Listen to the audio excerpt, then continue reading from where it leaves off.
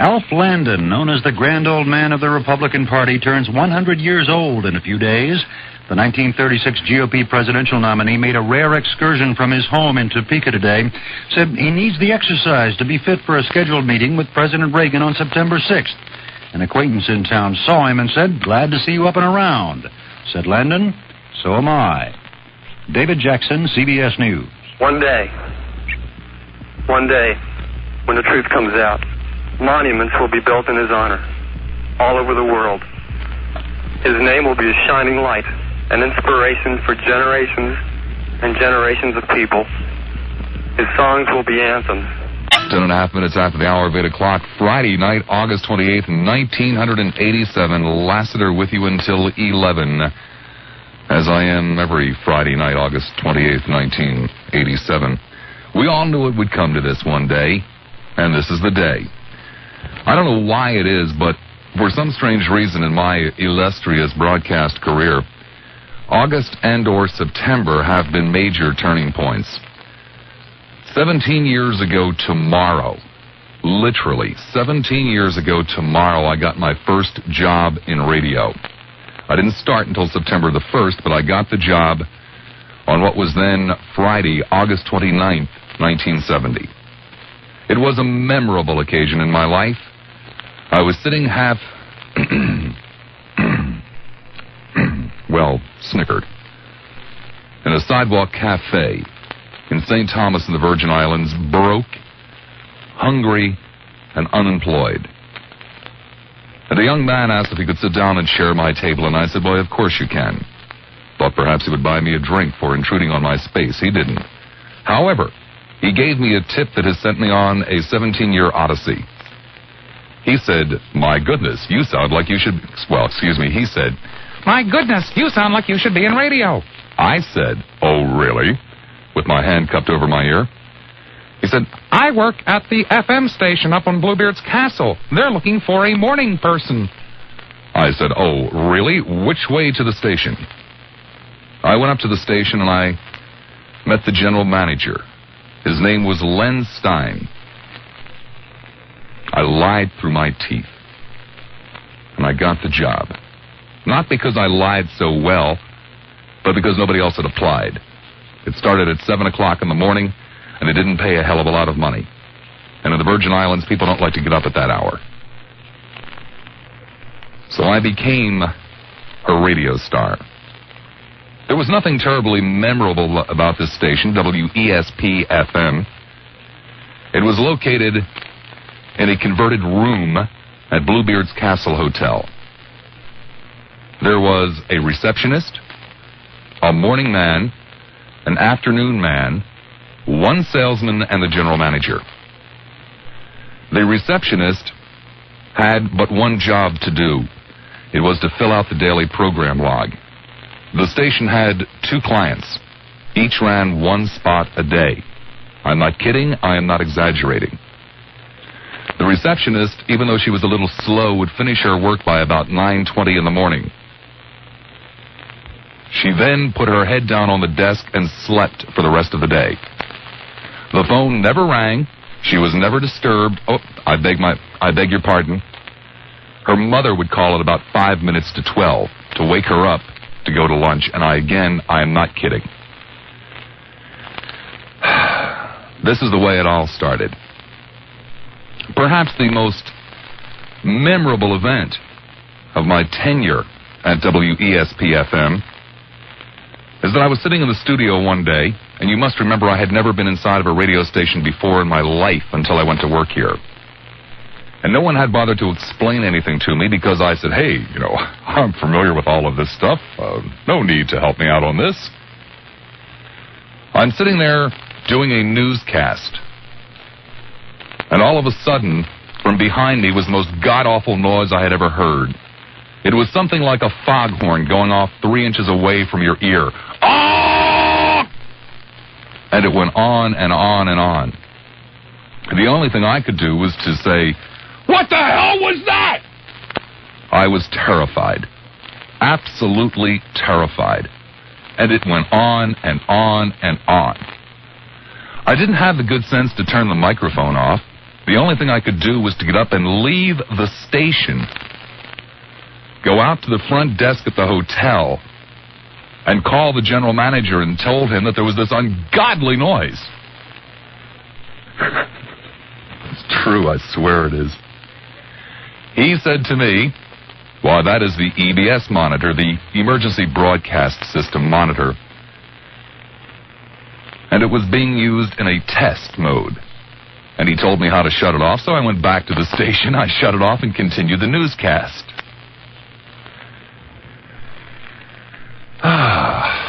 Things got better. I left WESP and I moved to Norfolk, Virginia, and went to work for WOWI FM, Wowie. I did the morning show. I was the program director. Perhaps the greatest highlight from that job was that I came up with a brilliant idea. I didn't earn very much money. I got $100 a week. And this was, I suppose, 1971. But even in 1971, $100 a week was not a great deal of money. I had heard about trading in radio. That is, where you trade advertising time for goods or services. And so I suggested to the owners that since they paid me so little, perhaps they would allow me to trade. They said no. And I said, well, how about if I explained to them a little scheme that I had. And they said, we don't care, go ahead, do it. So I came in the next morning with a half-used bottle of aftershave lotion, and I offered to trade it with my listeners for whatever. Asked them to call me up and tell me what they had. If I liked what they said that they had to trade, I'd say, well, come on, bring it in. And I would trade up and trade up and trade up and trade up until I finally furnished my entire apartment, starting out with a half a bottle of aftershave lotion, Old Spice, as memory serves me. Nothing much interesting happened at WOWI except for that. It was then off to Utica, New York, to WOUR FM. 17 months. 17 traumatic months. Now, WOUR was the biggest pig in the broadcast industry. You cannot begin to imagine anything worse. I was the general manager. The day I arrived, the staff was in the midst of a strike because they hadn't been paid for 3 weeks. They had been told that I was a big radio star from WPLJ FM in New York, which was a total lie. I mean, a complete, total fabrication. I had never even heard WPLJ, let alone work there. But it gave the staff of hippies some confidence, and they came back to work. It was an FM progressive rock station. The people that owned it were slowly going bankrupt. It wasn't that they didn't like the employees. It wasn't that they were mean. They just didn't have the money to pay them. I decided that these people had to be paid. I had a checking account in Norfolk, Virginia. I had a checking account in Utica, New York. So I would have the people who owned the radio station issue their paychecks. I would then take the paychecks from the employees, write them a check on my Utica, New York account, deposit their payroll checks in my Norfolk, Virginia account, write a check from my Norfolk, Virginia account to cover the checks I had written to the employees in my Utica, New York account, and just keep going round and round and round and round. And we did this for a number of pay periods. Well, finally, the bookkeeping got so complex, and the amount of money became so large, that I decided we had to come up with something else. And I certainly do hope there's a statute of limitations on what I'm about to tell you, because if there isn't, I'm in major trouble. I laid everybody off, put them all on New York State unemployment compensation, and had them come back in and volunteer their services to the station, so at least they get paid every week, and the station could still stay on the air. I didn't like WOUR in Utica, New York. I hated it. The weather was awful, the facilities were awful, and I'd been told by my employer that I would only have to be there for 3 months. Almost 7 months after I arrived, when I was still there, I picked up the telephone and I called my employer back in Norfolk. And I said, you promised! You promised! He'd say, well, just give me a little more time. We'll get you out of there pretty soon. was a terrible, terrible noise outside the station. The station wasn't air-conditioned. It was on the 3rd floor of a building on Genesee Street, the main street in Utica. And the noise was so bad that I could not hear what my employer was saying. And I'm screaming into the phone, "Wait, I can't hear you. There's some kind of terrible... Wait a second. Hold on. And I laid the phone down and I walked over to the window. Now, Utica, New York has some of the worst winters a person can begin to imagine. And the summers ain't no treat either. They are very hot and muggy. Not very long, but very hot and very muggy. But that particular day, for whatever reason I do not know, I will never know, they decided to move all of the snowplows from one location to another. And they were all rumbling down Genesee Street, clanging and banging with all of their chains on, making such a ruckus that you can't believe. I looked out the window. I hated Utica. I knew that the winter was coming. And there they were, a procession of snowplows that stretched further than the eye could see. I mean, we're talking about maybe 4 or 5 blocks worth of snowplows. And it got worse from there. Nighttime in the city of Tampa Bay, unlike night anywhere else. And no other radio station lights up the night like News Talk 57, WPLP. We are the talk of Tampa Bay. 22 minutes after the hour of 8 o'clock, I will spare you the rest of the grief and agony in Utica. We will move back once more to WOWI in Norfolk, where I went to work for a second time. Only this time the station had been sold, and it was now owned by a black fundamentalist bishop who used to hold prayer meetings with members of his congregation in the front room of the station, praying for improved sales every morning. I was a consultant to the bishop. He had never been in the broadcasting business, and how or why I got the job, I will never know. And everything was going along fine, except the bishop wasn't paying me. And so I sued him. And we went into court, and the bishop contended that the reason he wasn't paying me is because I never did any work for him, that I was a professional actor, and that I was never at the station. Well, the bishop wasn't a very intelligent man. You see, a number of the people that he hired to be on the air did not have licenses. You still had to have a third-class FCC license back then. And so I, having one, used to sign the logs. Now, granted, again, I certainly do hope the statute of limitations is long gone on this. Most of the time that I would sign the logs, I wasn't there. I mean, I couldn't be there 23 hours a day. But nonetheless, I was on the log all that time. So the bishop was in a very, very bad position. He could either admit that I signed the logs with his knowledge fictitiously, or he could fight it. He fought it. We subpoenaed everything. It took several men and a couple of carloads to bring in all of the documents into the court. And the bishop had this attorney, and I don't mean this in a derogatory sense, but the attorney bore a very strong resemblance to the attorney in Amos and Andy. Very flamboyant, a little man, and he's going on and on and on at great length. Well, I was doing some community theater at the time, which is why the bishop came up with this brilliant idea about he's a professional actor and he's never here. And the attorney is saying, and Your Honor, this man, he's on a stage all the time. He's never at the radio station. And the judge said, is that true? And I said, no, it's not true. And he said, well, why would they say this?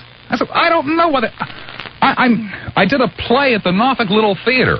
And he said, you did? Which one? And I said, well, I did Hamlet. And he said, Hamlet, I saw that. That was a very good production. Which part did you play?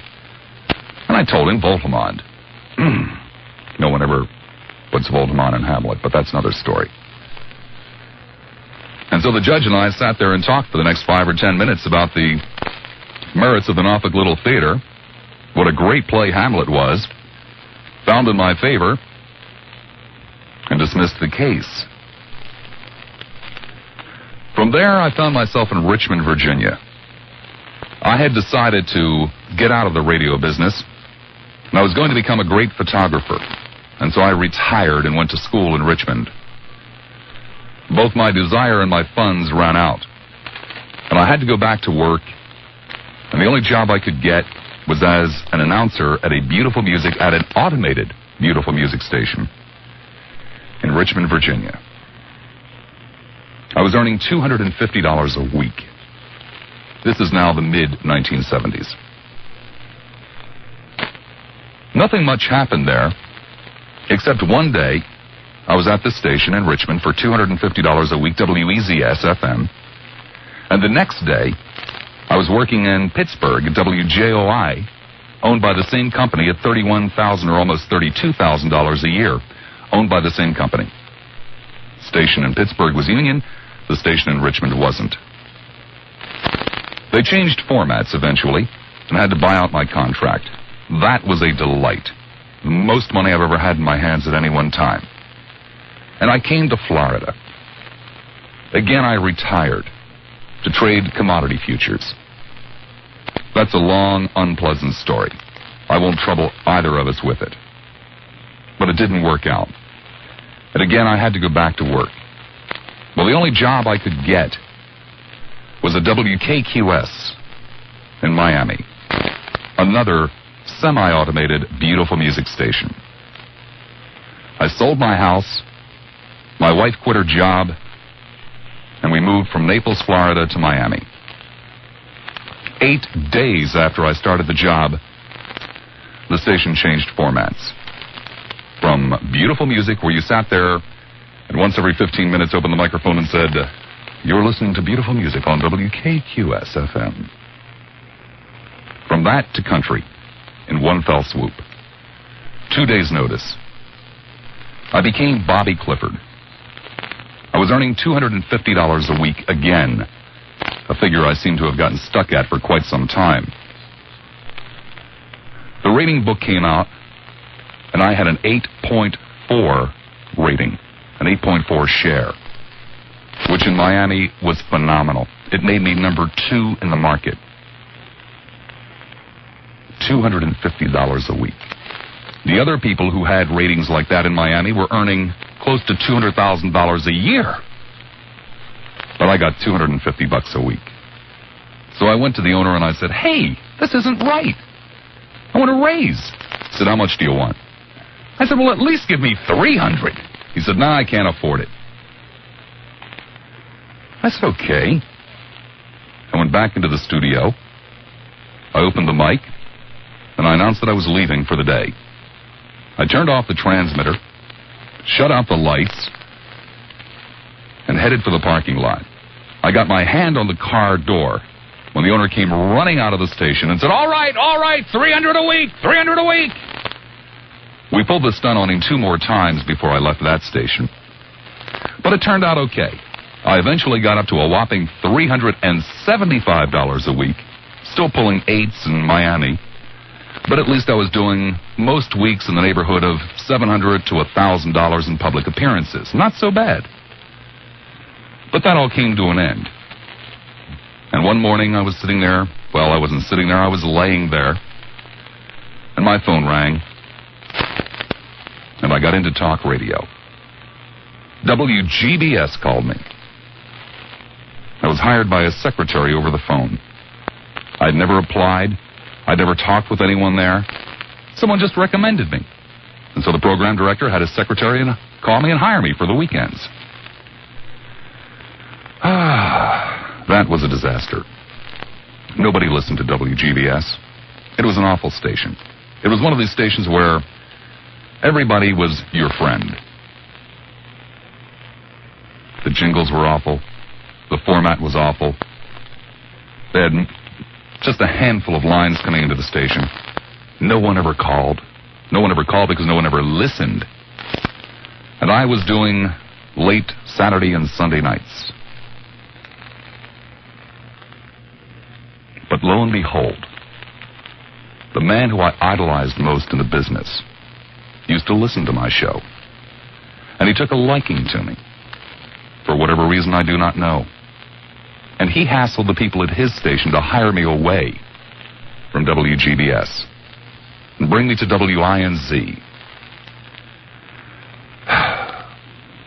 don't quite know how it happened, but from WINZ, I finally ended up at WPLP in Tampa.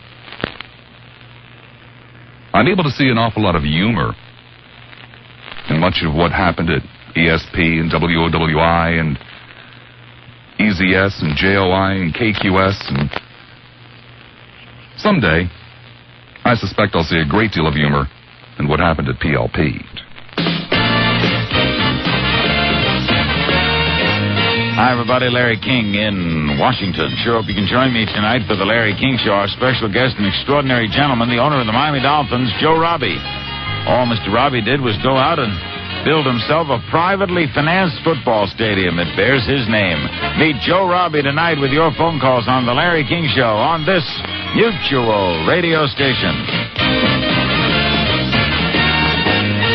I agree with everything you say, Bob.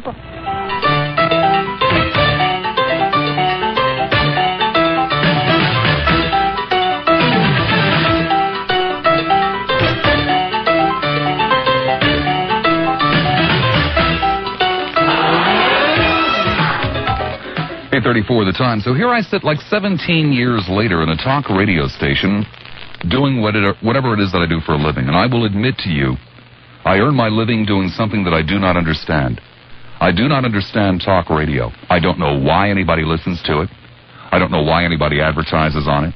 And I don't know why anybody would devote his life to working in it. I do not understand talk radio. It doesn't make any sense to me.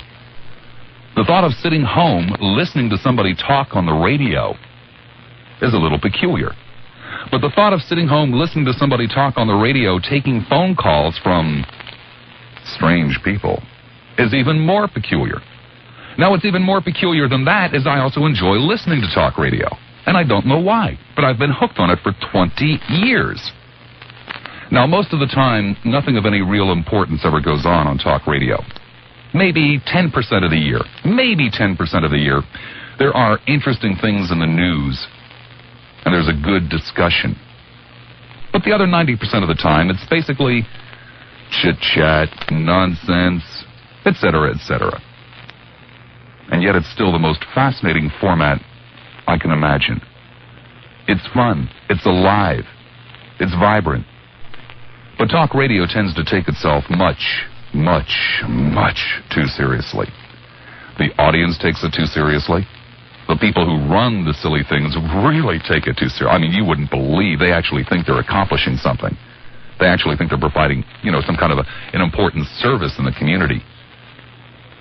And sometimes even I take it too seriously. But talk radio has, both its good points and its bad points. Perhaps the biggest shortcoming in talk radio is that too many people in the business, management and hosts, are afraid to offend. They don't want to offend anyone.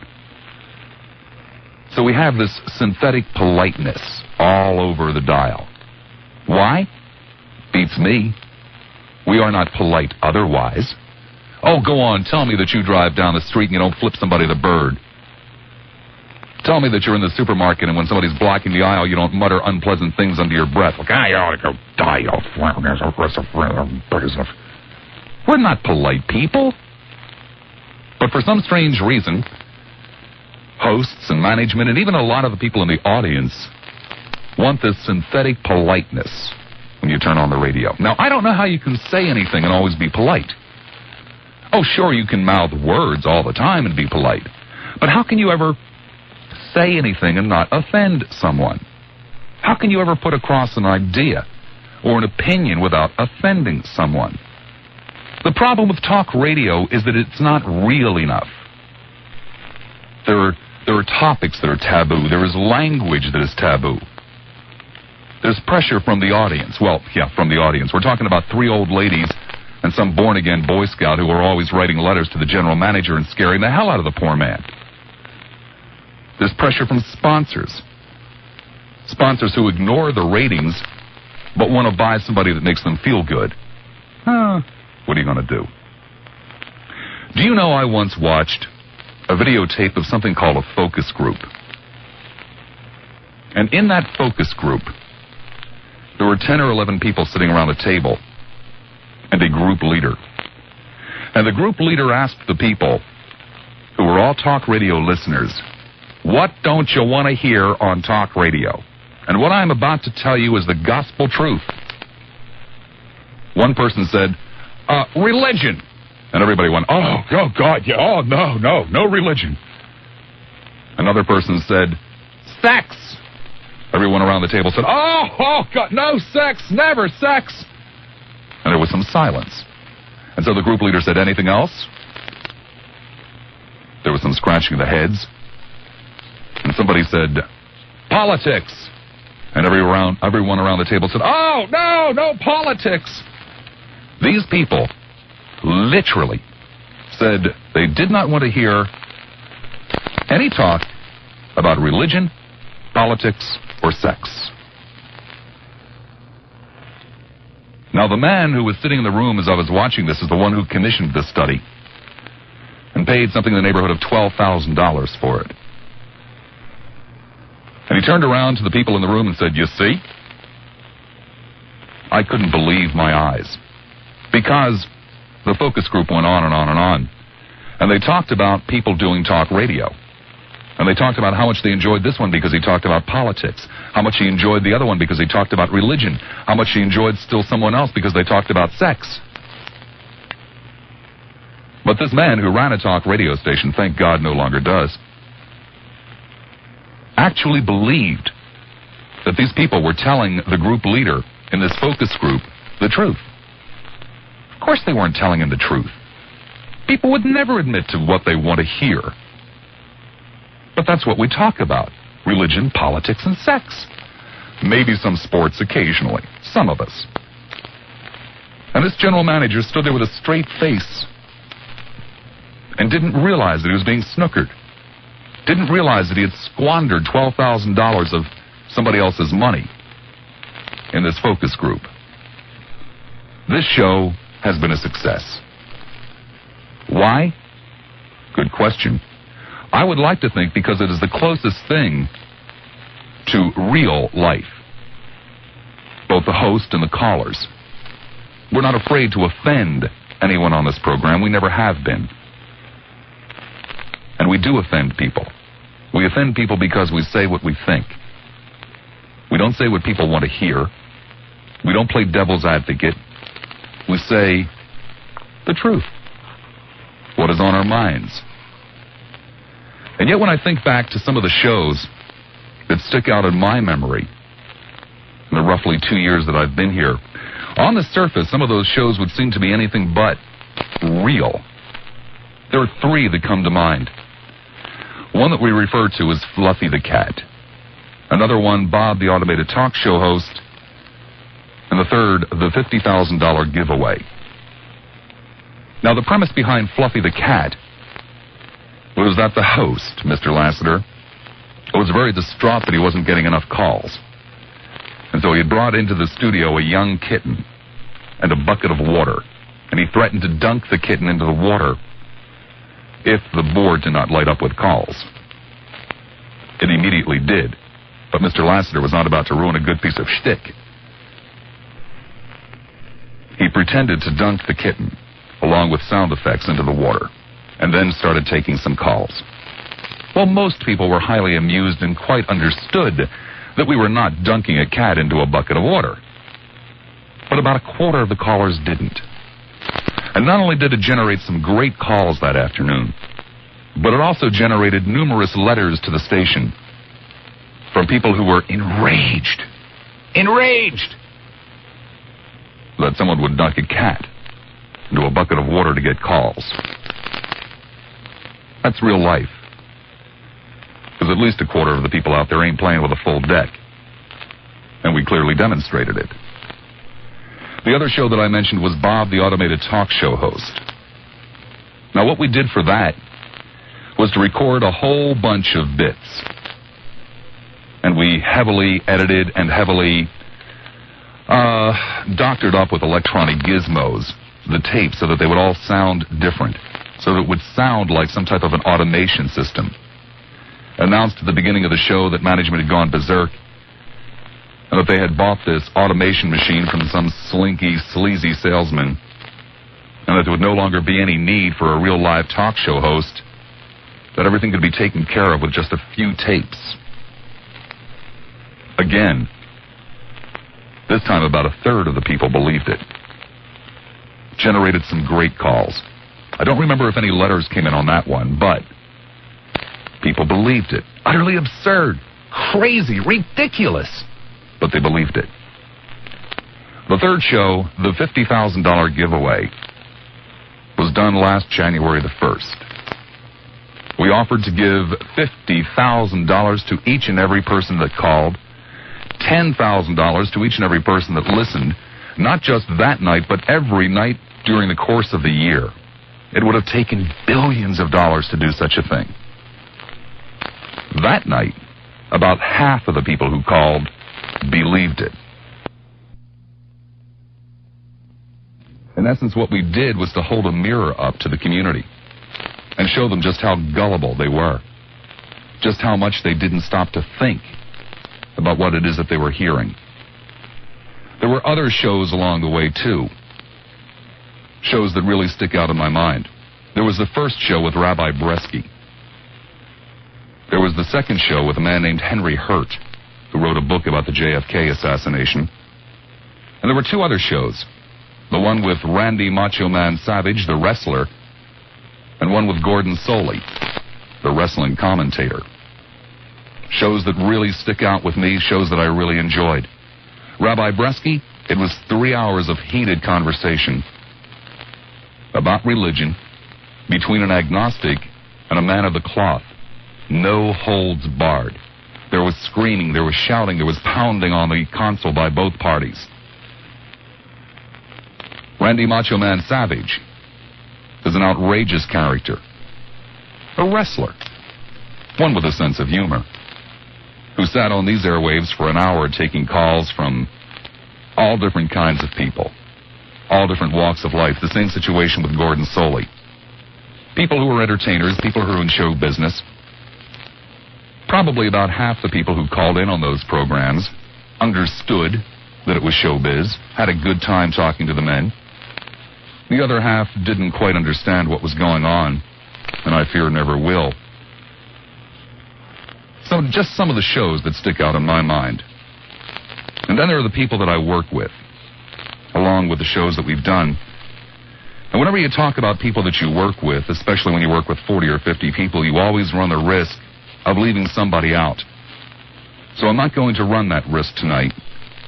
But I would be very remiss if I did not mention two people. The first is David Fowler. A strange man. Not an easy man to know. Not an easy man to like.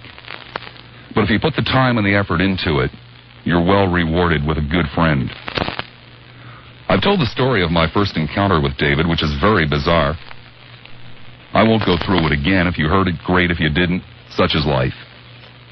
But David befriended me very early on in my tenure here. I would go over to his house 2 or 3 nights a week. We would sit there and talk. We shared much in common. We're both very insecure men who are totally obsessed with what we do for a living. Both very opinionated. And we would argue and scream at each other, and sometimes we would just sit there and laugh, and sometimes we would just sit there and basically look at each other. David taught me a great deal, primarily by just letting me sit and watch him. I've learned far more in this business from watching people than from listening to them or from asking them questions. David taught me a lot.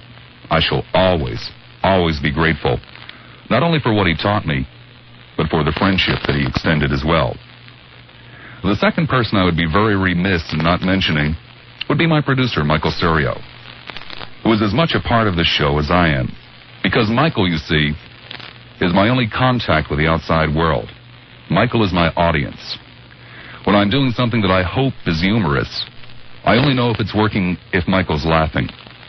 If I'm doing a monologue or in the midst of a heavy show, if I look up through the glass and I see Michael is engrossed in the program, then I know I'm doing well.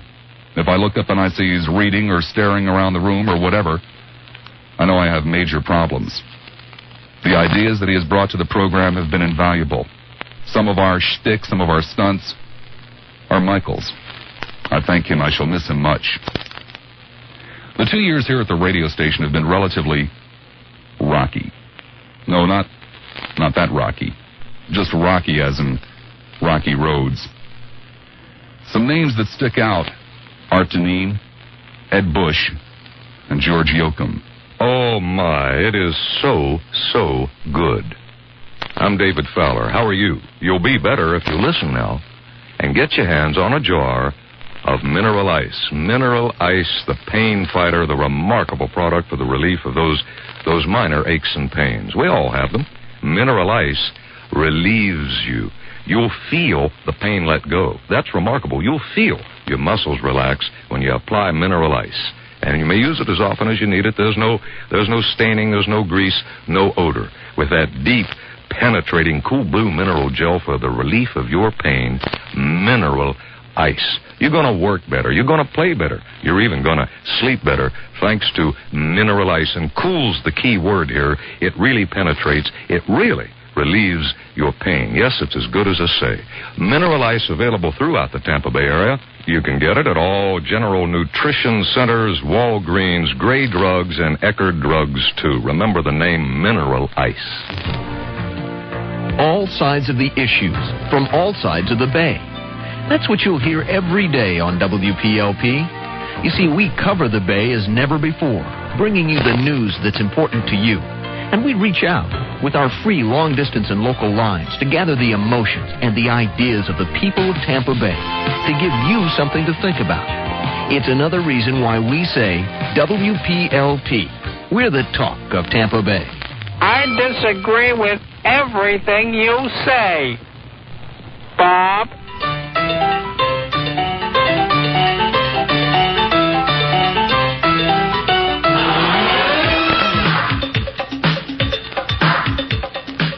$8:50 the time. Art Deneen was the man who hired me originally at WPLP. I'll never forget his first offer. It was a whopping $12,000. Not a week, not a month, but annually. I was starving in the gutter. It was a hell of a lot more money than I was making. And I refused it. I'm glad I did. He eventually came around with something a little bit better. Now, Art was not a stingy man. Art was not a mean man. But Art worked for very stingy people. The philosophy here at the radio station at that time was hire him as cheap as you possibly can. Whatever the hell happens, so be it. They stay for a month, they stay for a year, they stay for a lifetime. So what? There's always more where they came from. Art was a weak man. He wanted to be a manager. He wanted to be in management. But he lacked the initiative and the spunk to do it. He was basically a very good man, one of the most intelligent men I've ever met. A man with a tremendous sense of humor, but a man who never quite understood the business. He had been in it for quite some time. His credentials in terms of the call letters and places that he had worked are enough to choke a horse. We're talking about Boston, Washington, Detroit, Denver, and WPLP. Personally, I liked Art. Professionally, it was nothing but a stormy road. I was here, from September through April, or March, actually, it was when Art met his demise. And I don't think there was a week that went by when I didn't threaten to quit. There was hardly a week that went by where there was not some type of terrible, awful, screaming, shouting argument. And yet he enjoyed my program. He enjoyed my work. But Art was under the influence of a man named Ed Bush. Ed Bush was the consultant. Consultants are strange people. Consultants are kind of like what we used to say about teachers. There are those who can, and there are those who can't. Those who can do, those who can't teach. Well, a consultant is kind of like a teacher.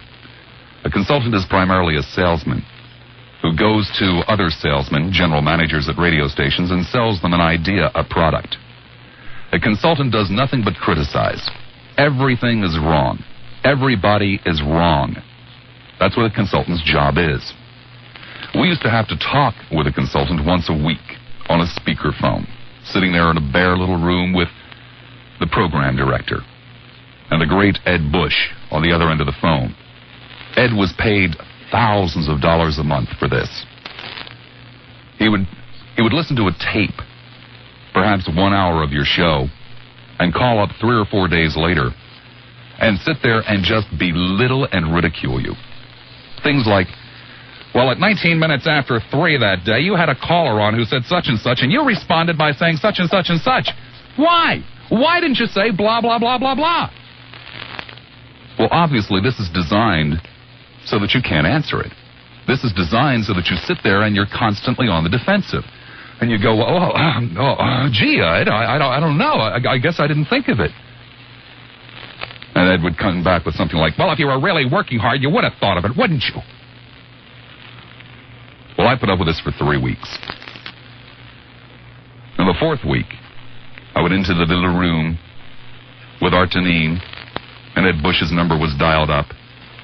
And he came on the little speakerphone, and both Art and I sat there looking at the speaker as though we were in church. And there was Ed Bush's booming voice. Now, this is a man who used to do a syndicated talk show on the station. Ed would do exciting topics like, and this is not an exaggeration, this is the gospel. Ed would do exciting topics like, call up and tell me how much regular gasoline is selling for in your neighborhood.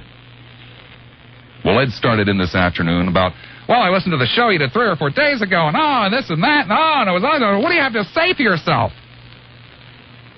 And I said, Ed, it's real easy to criticize me. And you have the advantage of just having listened to the show. Not only didn't I listen to it, but I did it days ago, and I don't remember anything about it. But, Ed, I can't help but feel that it would be so much better if you would tell me what it was that you liked that I did instead of what you don't like. Because that way I'd know what you wanted. Wouldn't you agree, Ed? And there was silence. Absolute dead silence. And finally there was, well, yeah, well, you did this that I really liked, and you did that I really liked, and you did the other thing that I really liked. And I said, thanks, Ed, now we know. It was the last time I ever had to talk to Ed Bush. He couldn't deal with that. I had figured him out. And then there was George Yoakum. George was a general manager here. He was a nice man, curly hair, cute little mustache, always wore suspenders. His clothes were always coordinated, even down to his shoes. George worked here for about 9 months. He never brought anything into his office. The walls were bare. There was nothing on his desk. And he went back home to Cleveland, Ohio once every 2 weeks. We kind of got the feeling relatively early on that George wasn't going to stay. Well, George was both a fan and a non-believer. Almost every night I would come in to go to work, George would be standing there waiting for me to talk gleefully about my previous evening's show. Because he really enjoyed them, he stayed up and went out of his way to listen to them. But George didn't believe in me. While he enjoyed what I was doing, he was confident that no one else would, especially clients. George is the one that put me on at nights, because George was afraid of me in the afternoon. We had 4s and 5s in afternoon drive. George couldn't deal with that. He put me on at night. Afternoons went down to 2s, sometimes less. George left. Good riddance, George. You're a nice guy. But, George, I just don't think you had any idea what you were doing. And then there was another man, Don Richards. Don Richards was both a fan of this program and a foil. Don is the man who has to sit home and sweat bullets. Oh, my God, what is he going to say next?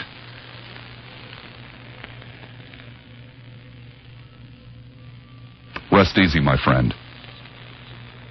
You can sleep after this evening.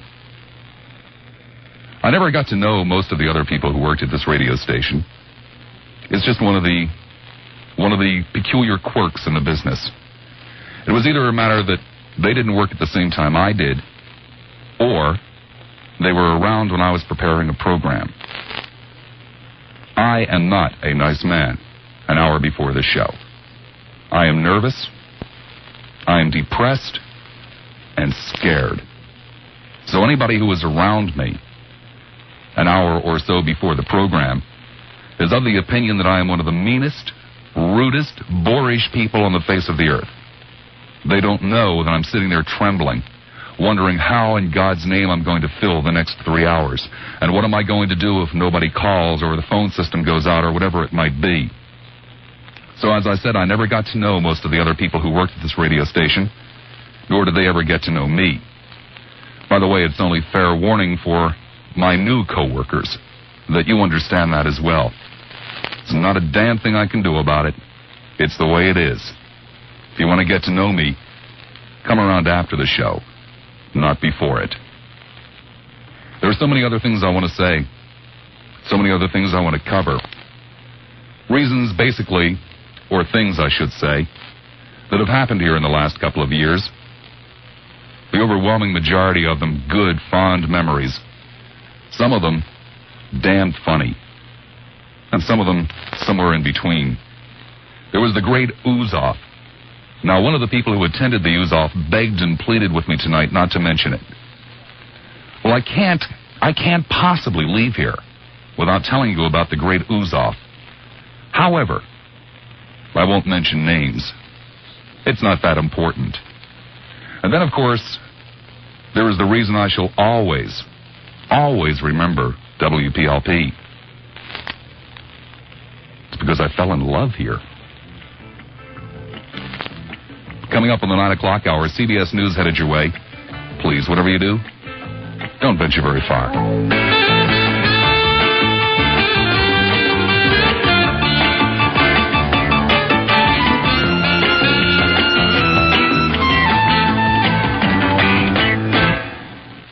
We're going to play a hiding and finding game with the music. Now, this is what we do.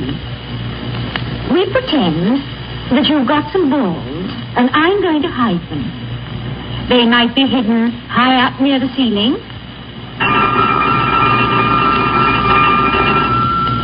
or they might be hidden low down on the floor. You don't know where I'm going to hide your balls, but the music will tell you. Now, first of all, shut your eyes while I hide them. Yes, shut your eyes. Now, open your eyes and dance lightly about, looking everywhere for your balls.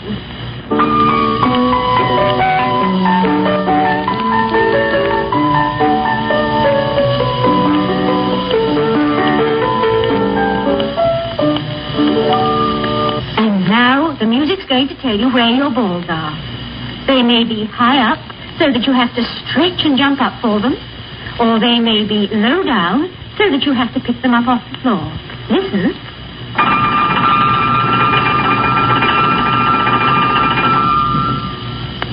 Well, were your balls high up or low down? They were high up, and I hope you've all jumped up and got them. Now, dance round and toss them in the air and play with them. Hello? Hello? Stop ringing me. Do you hear? Answer me. Who is this? You realize you're driving me crazy? Who's calling me? What are you doing it for? Now stop it. Stop it. Stop it.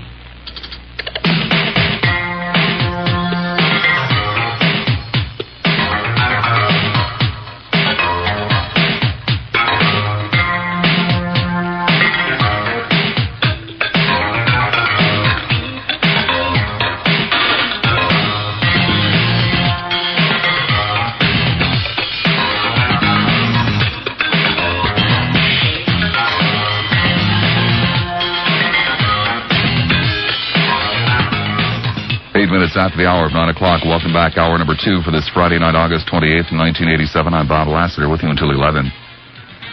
I remember so well the first day I came up here. I had come up to do some vacation fill-in, had driven up from Miami, and I was sitting out in the lobby talking to the receptionist. And down the hall came a woman dressed in a red dress with blonde curly hair. And I was smitten immediately. Her name was Mary. She was the business manager, and she took an instant disliking to me.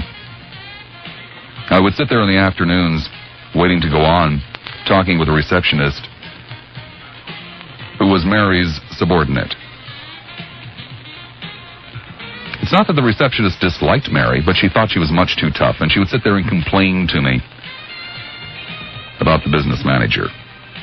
And I would sit there and nod my head and listen, and hoping against hope that this woman with fantastic legs would walk down the hall again so I could see her.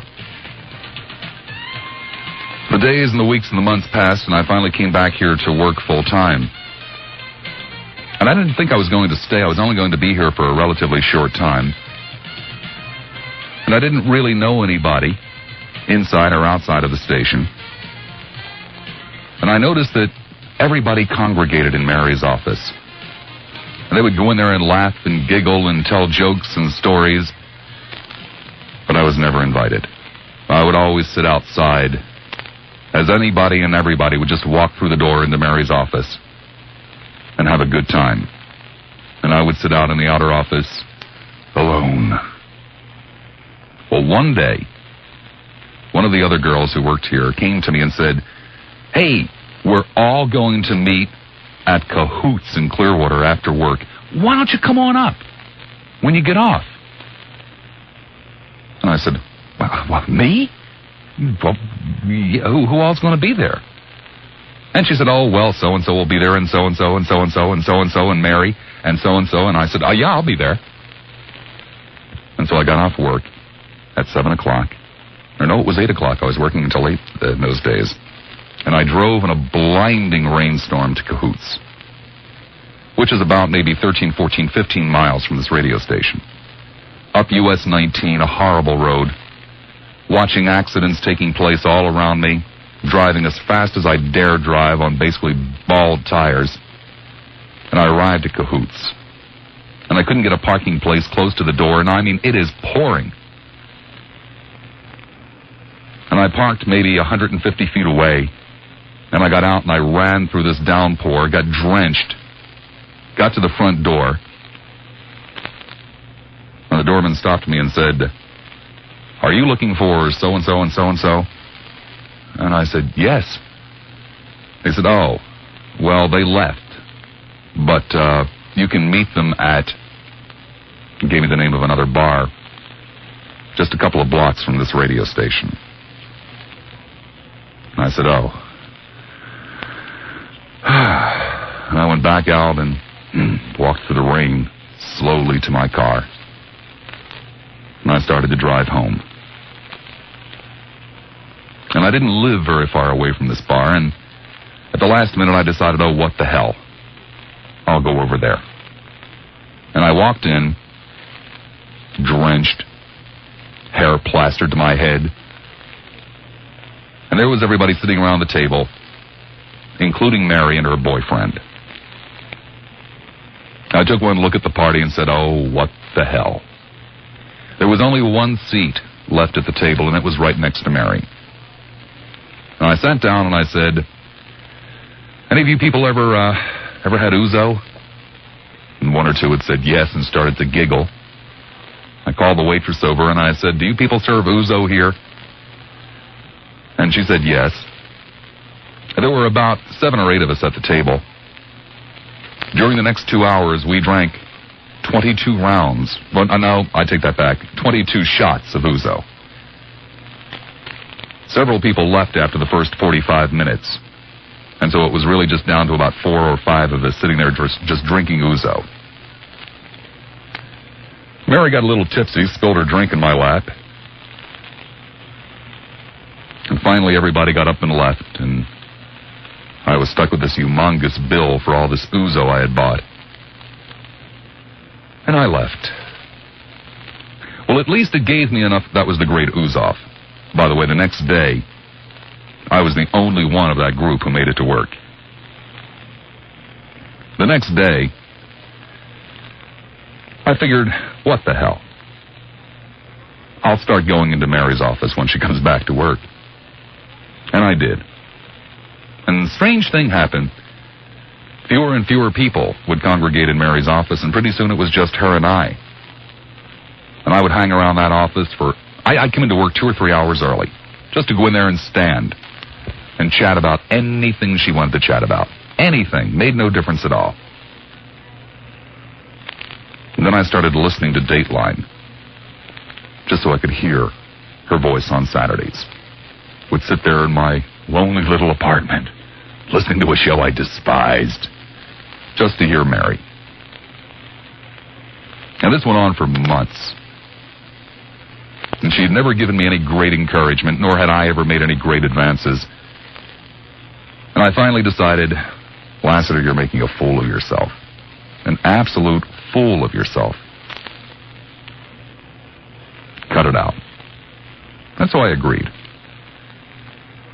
Well, it was a Sunday, in early June, late June rather, very, very hot day. And there was a Dateline party. And I figured, what the hell? I'll get dressed and I'll go to the Dateline party and see if I can't meet somebody. And I went to the Dateline party. And I met someone. Mary. So for no other reason, I shall always remember WPLP with the greatest of fondness. See, I'm both happy and sad to be leaving WPLP. I'm happy because I'm going to get off of these miserable nights. Oh, I hate working at night with a passion. And I'm sad because I have a lot of friends here, that it's very, very comfortable, and I am a creature of habit. I mean, I'm sitting in a room surrounded by the most ugly, filthy, cigarette-stained curtains you can begin to imagine, in a very funky building at the end of a dead-end street that is not paved. And yet somehow it's very comfortable. It's home. There is one thing I must say about this radio facility. It has the most comfortable and the quietest chairs I have ever worked with in my entire life. You can sit in these chairs for days on end, and they never make any noise. I mean, you can sit here and rock back and forth, and they don't make any noise. I've never encountered that before in my entire life. So today is the last one. And on Monday there is another radio station. And I'm very fearful and nervous, and yet at the same time very confident in going over there. New jobs are not fun. You've got to figure out where the hell the men's room is, who you have to pay for coffee, if anyone. And it will take at least 3 months before I remember all of the names of the various different people. They will think I'm very rude. I just can't put names and faces together. And it will only be after I embarrass myself that I will finally remember what name goes with which face. I leave the station, and I wish them all of the best in the world. This place deserves success. These people deserve success. And yet at the same time, I'm out to literally bury them. I mean, I want ratings. Big ratings that are going to come, if they come, at the expense of this radio station. My new job is very complicated. I would explain it to you if I could. I will not even be on the air regularly for quite some time. Actually, I'm not even sure of what I'm going to be doing. I was driving into work tonight and found out that I will be working 3 to 7 next week. I didn't even know that. I heard it on the radio coming to work. Nobody else bothered to tell me. But I assume it was true. They said it on the radio, so therefore it must be true. I leave this one for one reason and one reason only. The nights. I go to the news station because I want to. Now maybe that sounds like a paradox, a contradiction. And I suppose it is. But then my life has been nothing but a paradox and a contradiction. Nighttime in the city of Tampa Bay, unlike night anywhere else. And no other radio station lights up the night like News Talk 57, WPLP. We are the talk of Tampa Bay. 20 minutes after the hour of 9 o'clock. I'm very proud indeed of what was accomplished here at this radio station by this voice. Yet I'm very sorry that it couldn't have been much more. This radio station was in a flux when I arrived. It's in a flux as I leave for different reasons, but that doesn't make any difference. We achieved a reasonable degree of success in terms of the ratings. I wished it could have even been higher. We achieved less than a reasonable degree of success in terms of selling advertising time. Such is life. For the most part, my stay here has been a very pleasant one. My relationship with management has been very cordial.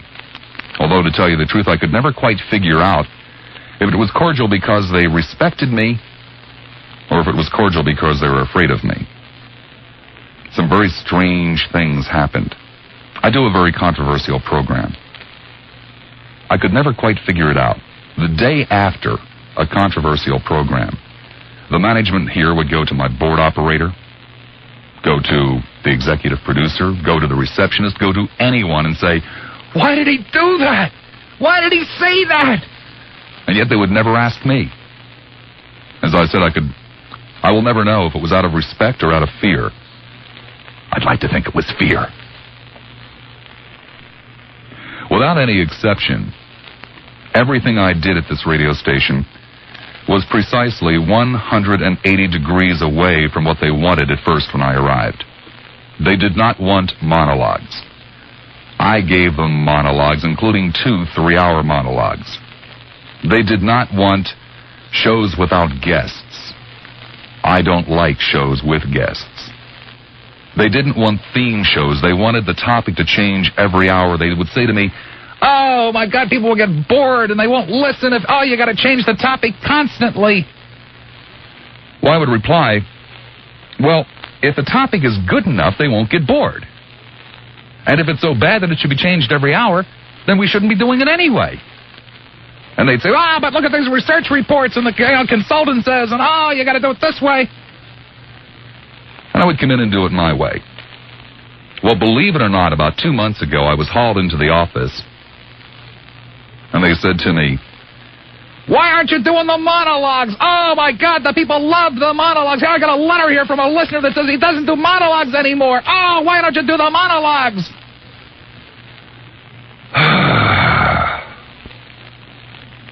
I'm not a good employee. I'm a very bad employee. I do things that I don't get paid to do. I don't get paid to make decisions, and yet I make them. I decide what I like and what I don't like. I mean, let me give you an example. The weather forecast at 35 minutes after the hour. I went from February 1986 until 3 days ago without doing a weather forecast. Nothing was ever said to me. 1.5 years. I mean, it's on the log. Right here on the log at 35 minutes after the hour, it says weather. And I never did it because I didn't like it. I figured, you guys ain't listening to this damn thing to hear the weather. Now, if there was a hurricane coming or something like that, then you'd want to know about it. And if there was a hurricane coming, we're not going to make you wait an hour in between telling you. We're going to be telling you all the time. Hurricane on the way, but unfortunately you'll have to wait until 9:35 to find out about it. Meanwhile, let's talk about plants with a plant lady here. Plant lady. Okay, you get my drift? Well, again, I can't figure out if it's because they were afraid to confront me with the weather, or if it was because they just never noticed that it sounded so damn good without it. By the way, you'll notice that we're not doing it tonight either. Nor did we do it last night. I mean, I gave them 2 nights of the weather, damn it. 2 nights out of 1.5 years, that's not too bad. And none of you ever complained. I mean, there are hundreds and hundreds and hundreds of letters of complaint about Lassiter down in the public file, and not one of the damn things says, "And he doesn't do the weather." They complain about he doesn't like the president, he doesn't like God enough, or whatever it might be, but nobody ever wrote in and said, "And he doesn't do the weather."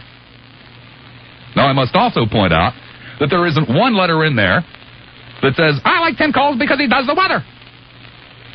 Nobody ever complained, nobody ever noticed.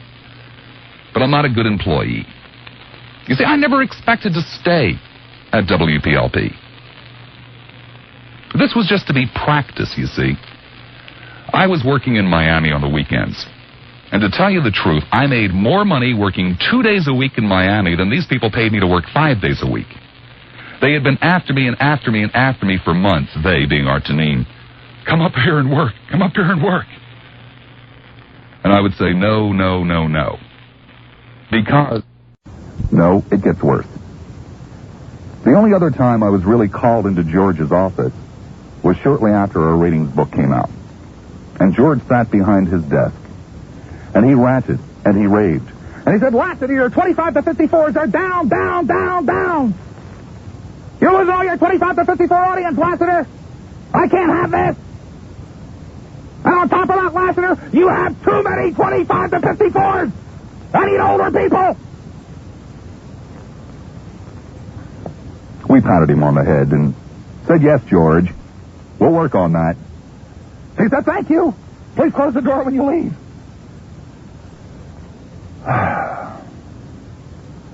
The other crisis that I faced here came shortly after I arrived. I had done a program on religion. Well, this market had never heard a program on religion quite like that, because this one wasn't praising God. This one was suggesting that there might not be one as conceived by the Judeo-Christians. Well, the program director was pacing in the halls. I mean, he was really upset. And after the show, he confronted me out in the lobby. And he had in his hand what we refer to in this business as the book. The book is the ratings report. And I had never seen this man angry before. I had not seen him angry since. He was a very mild, easygoing man. And he's waving the book in my face, saying, we want a book full of friends. You can't get friends doing shows on religion. And I said, I don't want a book full of friends. I want a book full of listeners. And I'll get tons of them if I do shows like that. And he said, we want a book full of friends. And I said, you don't want friends? That's all you've got in there. And you hardly have any. Let me do shows on religion and I'll get you some damn listeners. There were a couple of other crises. I'll tell you about those in a moment. Bob Evans and Cheryl Brown. Oh, you young men don't know what a thrill it is for me to be up here this afternoon addressing you. We want all you Cub Scouts to know that you should pick your own leader, who can be like myself, either a male or female, or a combination of both.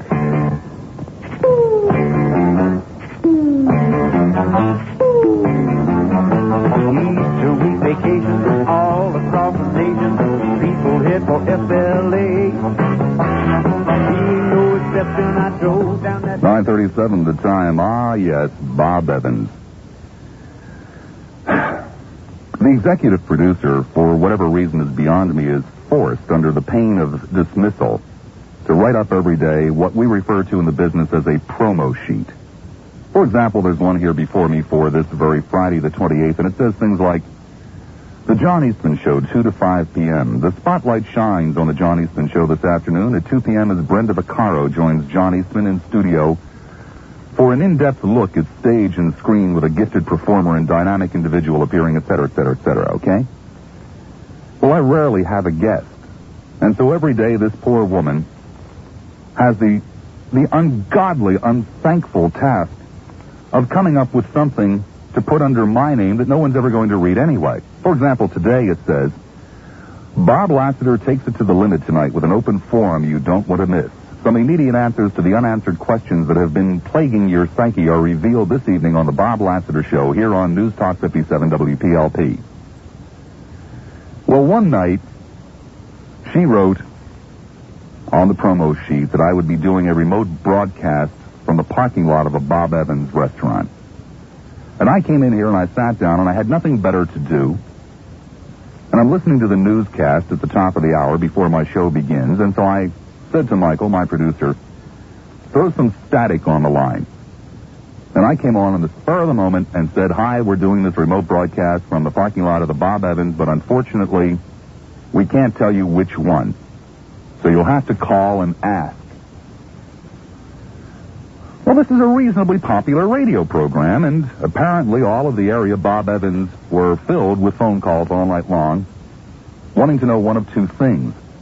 Either if indeed I was there, or people telling them that they would never eat again at the Bob Evans because I was there. Well, we did the entire 3 hours and thought nothing of it. The next morning, the phone rings at the radio station. that it's one of the managers from Bob Evans. And he said, "Oh, my God, it was great. Wait, can we get a remote here with Lassiter? I mean, the response was fantastic." And so the person on the other end of the phone said something to the effect of, "Well, I'll get in touch with the sales office.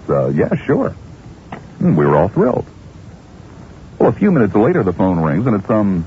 what the hell? It was some bozo from Bob Evans' headquarters up in who knows what, Ohio. And he's screaming, "We're going to cancel our ads! This is terrible! How dare he mention it? We're canceling our ads!" And so the person on the other end of the phone hears that, please don't do, this is terrible. Not even realizing that Bob Evans does not advertise with the station, never has. Well, something in the neighborhood of $1,400 or $1,500 later in legal fees. After a while, by the way, it was pointed out to Bob that he didn't advertise here, and he said, "Well, I was going to, and now I'm not." Finally, Bob Evans went away. And then there was the Cheryl Brown Show. One of the most popular we have ever done. Where we took the premise that Cheryl, who is probably a very nice woman, is stuck working for this radio station, or this television station, that no doubt has a consultant that has her making these very silly promos and has her acting in a very subservient manner to John Wilson during the newscast, and we ran with it for 3 hours. Well, some of our listeners called Channel 10, and they said, "Lassiter's on there calling Cheryl Brown a slut and a whore." Well, Channel 10, probably run by people who used to run WPLP, without stopping to think about anything, threatened beyond belief. They wanted my hide. They were going to sue. They were going to do this. They were going to do that. They were going to come over and let the air out of my tires. I mean, they were going to chop the tower down. They just weren't going to have this. And I don't know who it was, either the station or poor Cheryl Brown, who spent a fortune. I mean, I'm saying serious money in attorney's fees. And like 2 months later, get around to listening to the tape, which they should have done immediately. And of course found out that I didn't call Cheryl a slut and a whore. Of course not. What are you, I'm crazy? I can get sued for doing that. And finally they went away too. And there was one last crisis during my tenure here which didn't actually directly involve me, but it's one that I shall scratch my head over for the rest of my life and never quite understand. When I did afternoon drive here, there was a man doing the evening program named Chris James. Chris is a damn nice man, and I actually like him very, very much. But Chris was bad. Chris was boring. Chris would come in here with 30 or 40, and I do not exaggerate, newspaper articles that he would cut out with great care before his program and sit here and read them and look at the phone to see if they got any response, and if they didn't, he'd read some more. And there were many an evening when Chris didn't get a half a dozen calls in his entire program. Chris used to complain bitterly to management that he had a bad lead-in. Now, in this business, lead-in means the show that's on before you. Chris had the highest-rated Tampa Bay talk show on before him. There was hardly a night that I left without a full board of calls, which would immediately drop off as soon as Chris came in the studio. It's almost as though the people sensed it. I just don't understand. Yes, there was another one, too. Two of my colleagues, who shall go unnamed, have argued very, very strongly with various different management here at the radio station for my immediate departure. I, of course, have also argued for their immediate departure. The same, too. Neither side was victorious. There were other memorable evenings at the radio station. There was a night when one of my competitors, another talk show host in another station, called off the air because I had mentioned him in a favorable light. And he called off the air, and I took the phone call during one of the breaks to hear him squealing with delight and joy that his name had been mentioned on the Bob Lassiter show. Tickled me pink. There was the tragic interview with Mr. Marbles that I shall never forget. There were the 4 hours that I did with Yoki in here when the listening audience called in and tore this station to shreds, and Yoki and I sat here and laughed till we hurt. There was Mr. Airstream, when Rocky got me and got me good. An 8-minute long phone call that I was convinced was some old goat living in a trailer park who had just lost it. I wished he had never, ever, ever let us know otherwise. I've learned a lot here at WPLP. What have I learned? Well, I've learned how to get excused early from a staff meeting. Let me tell you about it. I will not name this individual, but I will tell you in advance that it is the last one that you would expect to do this. Yoki loved monthly staff meetings, where he would sit there and read to us from his notes on a legal pad about things of which we cared not a bit. And we were going through one of these, and this individual, for all practical purposes, no reason under the sun, just stood up and started screaming and shouting and flailing his arms about, "This is all a bunch of bull feathers!" Well, he actually used a different word than bull feathers, but for the purposes of keeping the station on the air, we'll say bull feathers. And he just started ranting and raving and hollering over and over again, "Bull feathers! Bull feathers! I've been in this business for 30 years! All these meetings are bull feathers! Bull feathers!" And stomps out the door. Not a word was said. It was as though nothing had happened. I mean, we're talking about a man going on for like 2-3 minutes, stomping his foot, waving his arms about the room, screaming at the top of his lungs. Not a word was said. I should also point out there has only been one staff meeting since then. You know who you are, and I thank you very much.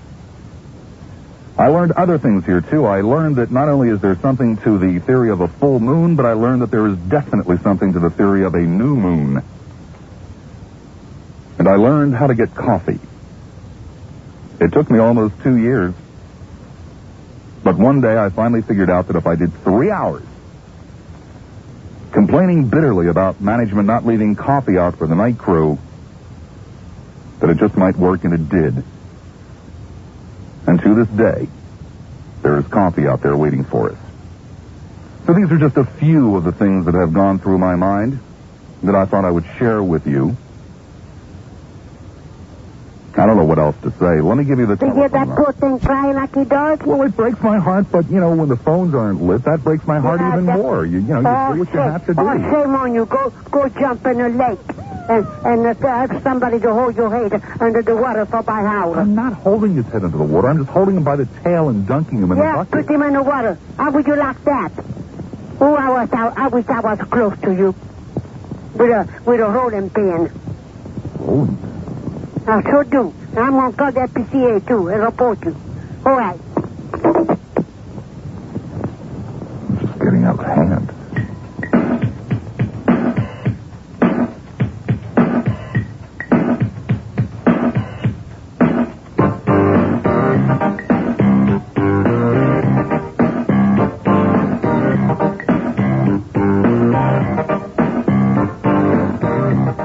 9:50 the time. Just one additional, very brief thing before we get to the phone calls. Many of you saw an article in the newspaper this morning, the Tampa Tribune, wherein the program director of WFLA is quoted as saying, "I can say this.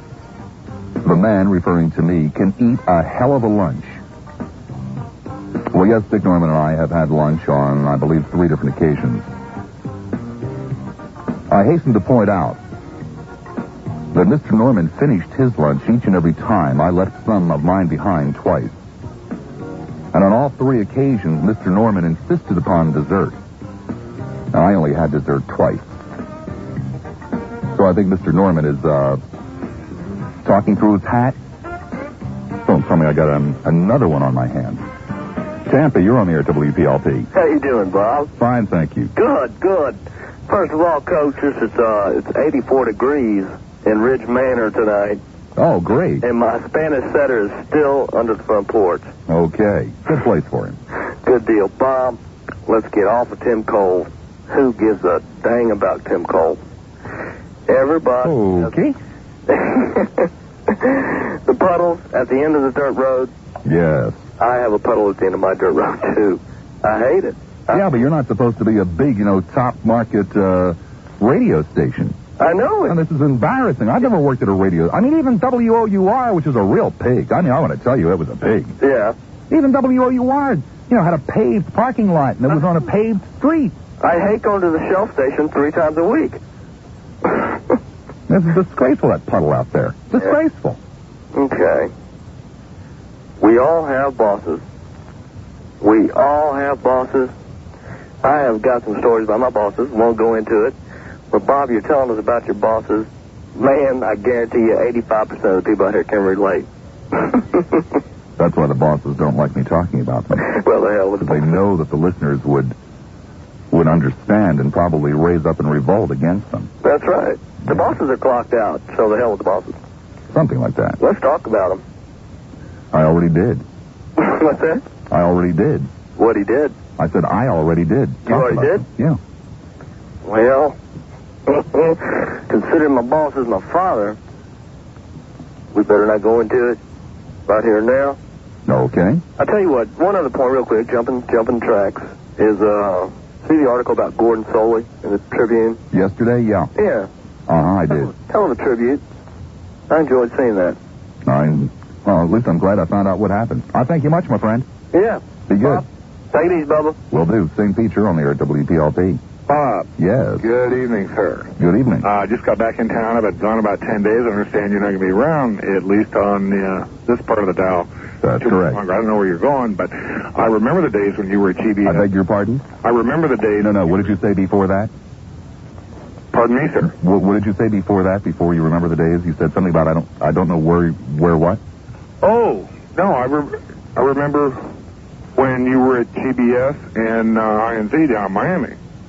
And the shows that people seem to get upset with you about up here could not compare with some of the shows you did down there. One that... Where I was considered the reasonable talk show. Most definitely. I don't want to name any names down there, but many of them are still there. The switch and the changes that have gone on down there with...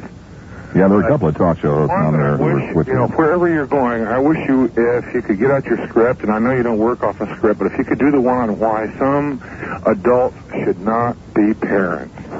I heard that when you were still at GBS. That's when you were doing weekends down there, I believe, and or you were doing weeks down there and weekends up here. I don't remember what it was. It was a couple of years ago. Excellent show.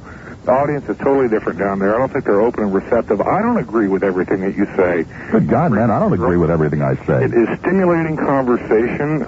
It causes people to think. People that are closed-minded that say, well, I don't agree with this, so he's got to be a communist or gay or something. That's ridiculous. It's absolutely ridiculous. I don't come up with that attitude. I turned my wife on to talk radio, friends at work. We used to have what you would call, I was laughing earlier, you said you worked at a beautiful music program station. I have a buddy of mine in Lakeland that does the same thing. Oh, great. One of the hardest ways to earn a living. He hates it. Even when I was in Pittsburgh earning big money, it is such an incredibly boring job. These shifts are 6 hours long. This friend of mine over in Lakeland, he sits there and he reads a lot of books, and I think that's probably where some of our greatest talk show hosts come from. They do beautiful music. Yes, and they've done all that reading. I used to do the same thing. 300 books. I went out and bought a $300 chess computer and would sit there and play chess all night long, listening to talk radio. When I was in Pittsburgh, the EBS station was KDKA. Yeah. And so I would just throw the EBS. I remember that station, too. I would just throw the EBS monitor on and sit there listening to Roy Fox playing chess. Right. Yeah, well, I don't know where you're going, but I hope I can still get you on my radio here in this area. But I'll tell you, this business is crazy because I still do spend a lot of time down the South Florida market. You mentioned Neil Rogers a little earlier. Of course, you know what he's going through down there. And it's a riot. I go to, Miami, Lauderdale for about a week at a time. Then I'm back in, the West Coast here in St. Pete, Tampa. And my God, people complain about things up here. Or, they bitch and moan about talk show hosts and so forth. And I said, God, if their radios could pull in what's going on down there. You run a tame show up here compared to what you used to do and compared to some of the other people down there. Oh, they'll never know. They'll never know. Yeah, I love it, though. And don't ever stop what you're doing. Because I've never called before in my entire life. I met you you did a remote at a shopping mall down in Maximo, down at South St. Pete on US 19 South, 34th Street. Mm-hmm. And you and I sat down and had a hot dog one afternoon while we were doing a remote there. And, let's see, Dave Fowler was there, you were there. And Art Deneen happened to be there. And I just happened to hear you coming across the Skyway.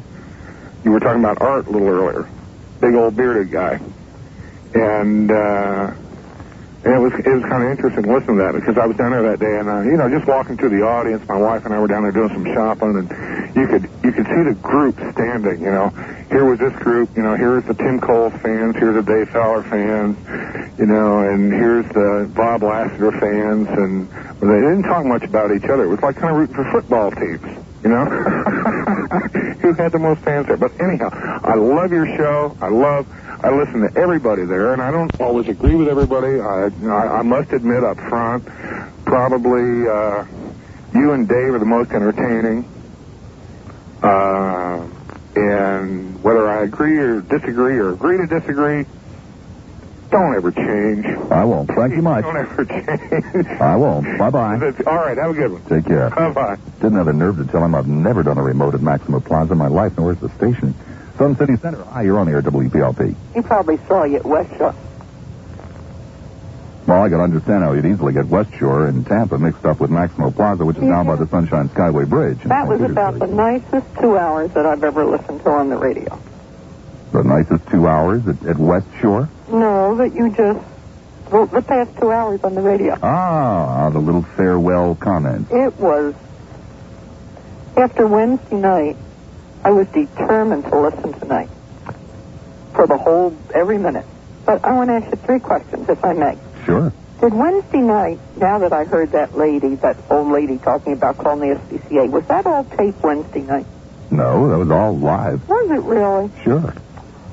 I just cannot understand how you could do what you did Wednesday night. I was very amused by it. And then do what you did tonight, amused or not. It's so different. A 100% different personality. Well, that's what I try to do. I try to do something different every night. Okay. My 2 questions are, you said at one point around 9 o'clock, talking about Mary, I decided, Lassiter, quit making a fool of yourself. My phone rang. I said, I can't talk now. I got back, and I missed what you said next. What happened next? Oh, okay. Well, I decided to quit hanging around Mary's office, and there was a Dateline party coming up that weekend, and I decided to go to the Dateline party to see if I could meet somebody. You met her? Yes. Oh. We sat there after the Dateline party at the bar drinking and talking from 6 o'clock until about 11:30. Oh. She was drinking amarettos, and I was drinking Black Russians. Oh, this is the best night. My other question is, you said something a few minutes ago about you were sorry you found out that Rocky was not some old redneck or something. Right, Mr. Airstream. What is he? Well, Rocky had called up with a character that we dubbed Mr. Airstream, and he totally fooled me. And I was just bitterly disappointed that there really wasn't this old man out there in the trailer parks going berserk over my show. Gotta run. I'm out of time for this hour. Okay. Good luck. Take care.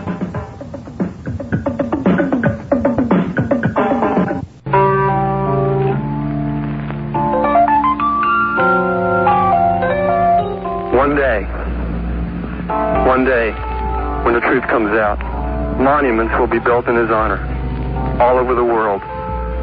His name will be a shining light, an inspiration for generations and generations of people.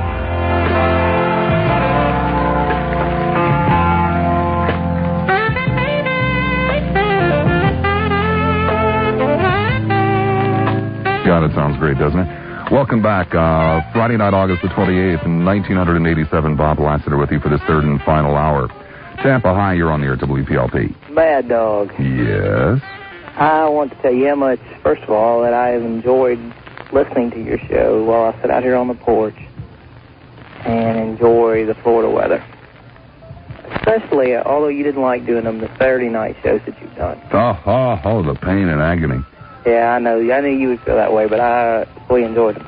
Another thing, the lady in my life tells me that you did a piece on the brain-damaged snowbirds. Oh, yes. And you mentioned them one night last week. I guess it was Thursday night. Yes, I was wondering, what do they do in the summer? Right, that's what... Can the people back in Iowa or wherever it is that they come from notice them for what they are? Let's hope. But I was wondering if you could give me just a little recap of the man that called in and explained the point to you on the air. He was a brain-damaged snowbird, yet he didn't realize it. Oh, I've had many of them.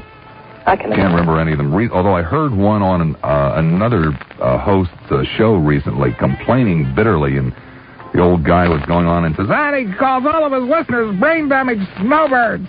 And if ever there was a brain-damaged snowbird, I want to tell you he was it.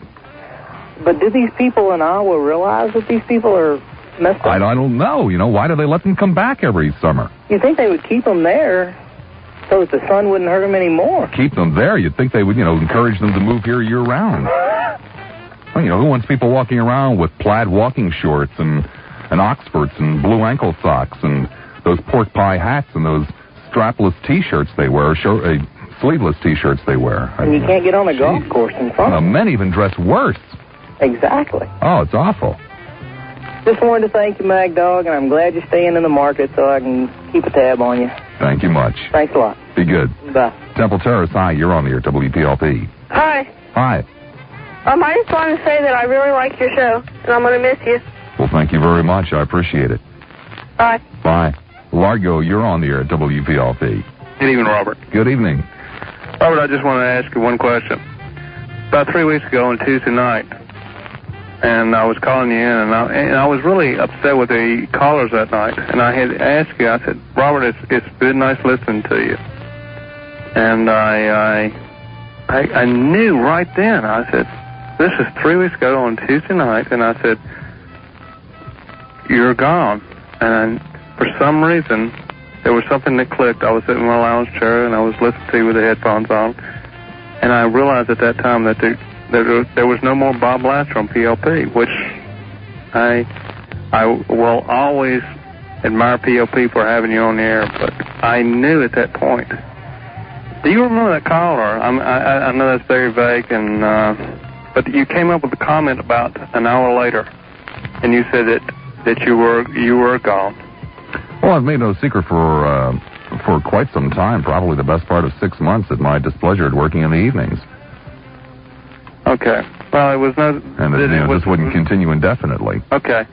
I understand then. I was... To me, maybe I'm a very vague person, so I had just... I couldn't believe that your callers were coming in, that the way the response was at the crowd that night, and what they were saying. And I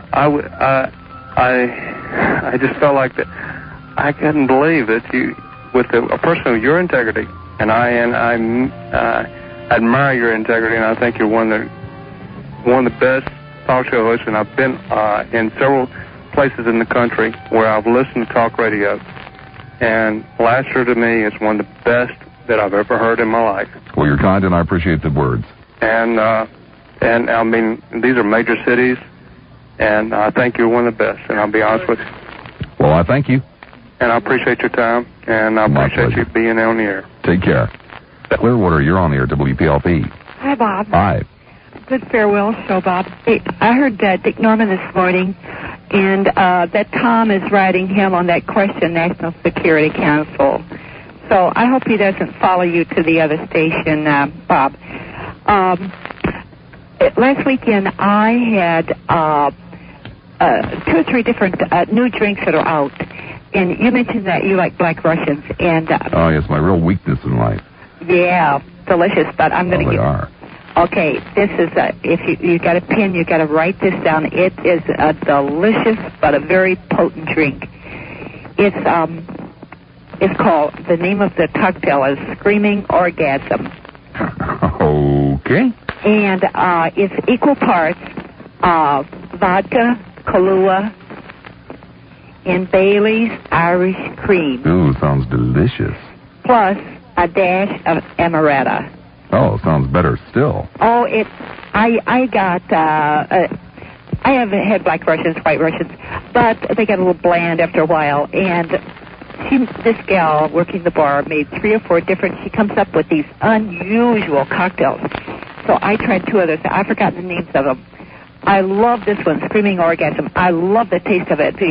On the Black Russian with the Bailey's Irish Cream, that is also the same amount as the vodka and the Kahlua, all equal parts.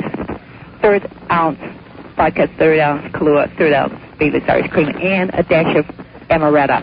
Chill and strain. Of course, after about 5 of them, I started drinking right on the ice, right off the rocks. But, oh, wow, I confess. After about 5 of them, I'm surprised you didn't just take the 3 bottles, kind of hold them together and hold them up over, over your shoulder and drink out of them. I don't recall where we went after that. We went to several places. I don't recall. Everybody said it was walking and talking. Walk straight, talk straight, but I had no idea where I was at. But delicious. And another thing, Bob, if those rednecks start calling you tonight, just tell them to fade. Okay. I don't want to hear them tonight. Okay. All right. Be good. Yeah, bye. Tampa, you're on the air at WPLP. Good evening, sir. How are you? Fine, thank you. Very, very interesting comments and interesting memoirs. I have a couple of questions. Sure. One dealing with, you said you worked for a country station and you became Bobby Clifford. That's right. What is it that in radio that makes people want to assume different identities as a disc jockey? I don't know. I really don't know. Bob Lassiter is my legal name. It was an accident that I worked under the name Bob Lassiter. I never intended to.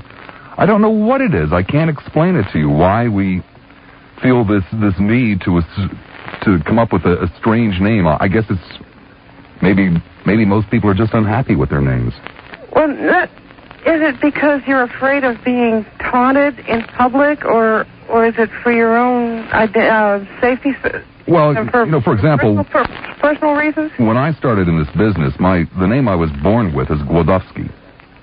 So there's a real nice, easy reason right there why I assumed a different name in radio. I later legally changed my name to Lassiter, but never worked under the name Lassiter. It was an accident that I started using the name Bob Lassiter on the air. Yeah. It was in Miami, where I had already worked for quite some time and was known as Bobby Clifford. And when I went into talk radio, the people that hired me went ahead and had all kinds of recorded promos and intros and outros and all that nonsense made using the name Bob Lassiter. They never bothered to ask me if I was going to use a different name, and so I had literally no choice. Oh. I came to work the first day, and bam, there it was. Here's Bob Lassiter. May I ask another quick question? Sure. You alluded to an article earlier in the Tribune concerning Gordon Soley. Yeah. Neither my husband nor I get the Tribune, nor can we read it. What happened to it? Gordon evidently was just phased out in a youth movement by the company that owns the rights to championship wrestling. Boy, that's sad. Yeah, it really is. I don't understand. Gordon he's a legend. My husband is a faithful watcher of that program, and we're saying, what? Yeah, I'm really going to miss him. I think they made a tragic mistake. Do you know where he's at? Do you know what happened to him? Well, Gordon also works for several other people, and it's also my understanding that starting this Saturday, he has a new wrestling show on, I don't know if you ever saw TNT on... Yeah, I did. Okay, well, Gordon is doing a TNT type of wrestling show that starts this Saturday morning at 10, and I believe it's on Channel 28. Oh, neat. I'll have to tell my husband that. Hey, listen, I'm going to make the switch with you. I listen to those folks in the afternoon anyway, so you'll have me. Okay, thank you. You take care.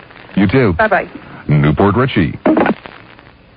Whoops, my mistake. Let's try that. Newport Richie, hi, you're on the air. Oh, there you are. Yeah, here I is. How are you doing? Fine, thank you. Good, Bob. I'm just sick. I'm sick that you're leaving.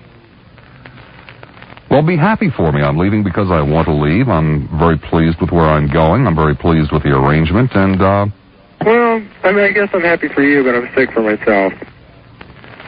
Well, I understand. I used to listen to talk radio, too. Actually, I still do, and I used to get very fond of listening to certain people at certain times. Well, what am I going to do in the evening? Are they going to put on Tim Coles? No, actually, next week, at least for next week, it'll be Rick Marin will be sitting in at this time slot. Oh, I'm so thrilled. And after that, I'm not sure who it will be. Well, Bob, I've called you up a few times, and I've had a lot of fun listening to you, and I'm really going to miss you. Well, I appreciate it. And good luck in the future. Thank you. Mm-hmm. Bye-bye. 17 and a half minutes after the hour of 10 o'clock. Seminole. Hi, you're on the air at WPLP. Bob? Yes. Hey. I just wanted to call and wish you good luck in the future. Say bye. We're going to miss you, and I'm going to try and listen to you in the future. Well, thank you. Okay, what time slot are you going to be on in your new job?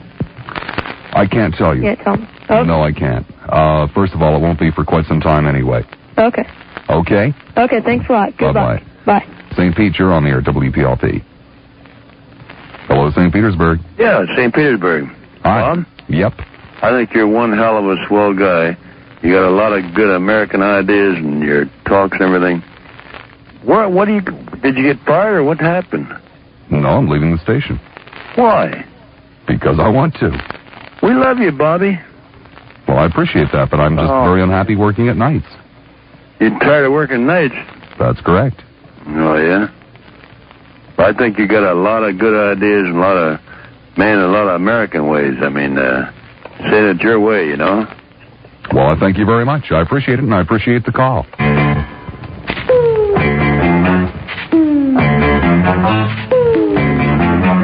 Easter week vacations all across the nation. People head for FLA. The telephone lines to put you on the air with Bob Lassiter are currently busy. We'll let you know when the lines are open. 10:20 of the time. Tampa, hi, you're on the air at WPLP. Hi, Bob. Hi. I was real fascinated by your admitting to feeling insecure before you go on the air. Oh, very. That's really, because I think most of us who... Probably tonight was the worst night I have ever suffered in this business. I did not feel comfortable until about 9:20 tonight. Well, it certainly didn't show. I think there's one talk host in this area whose name and fame I hope will forever remain obscure, who is he is so insecure that he keeps the volume lowered down on the callers so they never come across as strongly as he does. Now, that's insecure. Who are you talking about? It can't be somebody at this station. No, I will never... Well, it can't be someone at this station because I have no control over the volume of the callers. No, the producer does. Right. And, I think he pays him off. I can say he because there are no female talk shows. Well, that's for sure. I don't think there ever will be. I don't know about that. I don't think this area will accept them. Well, it all depends. I'm sure the area would accept some old, delightful 90-year-old Reaganite. Possibly. I like it when you were also talking earlier of why people talk on talk shows or why they listen to talk shows. I'll never understand it. I will never understand it. I think with me, it's the ever-burning hope that one day somebody's going to call up and you have discussed subjects I found interesting, but it's that hope that you'll hear someone who doesn't think that Mycenaean culture is a new AIDS test. It's that hope that not everybody, somebody out there knows something. I kind of suspect for good conversation, and it's hard to find good conversation. It's hard to find people who have more than just a bare brush of information or experience or something interesting to talk about. Well, I have a suspicion as to why people listen to talk radio. Most people listen to talk show hosts with whom they have some type of affinity or agreement. I happen to be reasonably unique in this business, and probably half of my audience hates everything I say. But that's unusual in talk radio. So I would suspect that most people listen hoping to have their thoughts and opinions reassured by hearing other people echo them. Well, the only time I have ever realized... Well, I disagreed with you on the Cheryl Brown thing, I know. And I disagree with making Rocky into a media star. I have never understood that. I have never liked it. And when he gets on one of his long, noxious ejaculations of this racist vomit in extenso ad nauseum, that's the time one of the few times that I turn you off. Well, I occasionally have. I've vacillated back and forth on Rocky. I have at times, actually for a while I banned him on the program for probably about 2 months. I've questioned myself as to why I allow him on. I suppose the thing about it is that scared me off was that I found more and more people calling in who agreed with them. And rather than make me think, it made me think that Rocky is imprinting himself on these other people. Oh, that I would totally disagree with.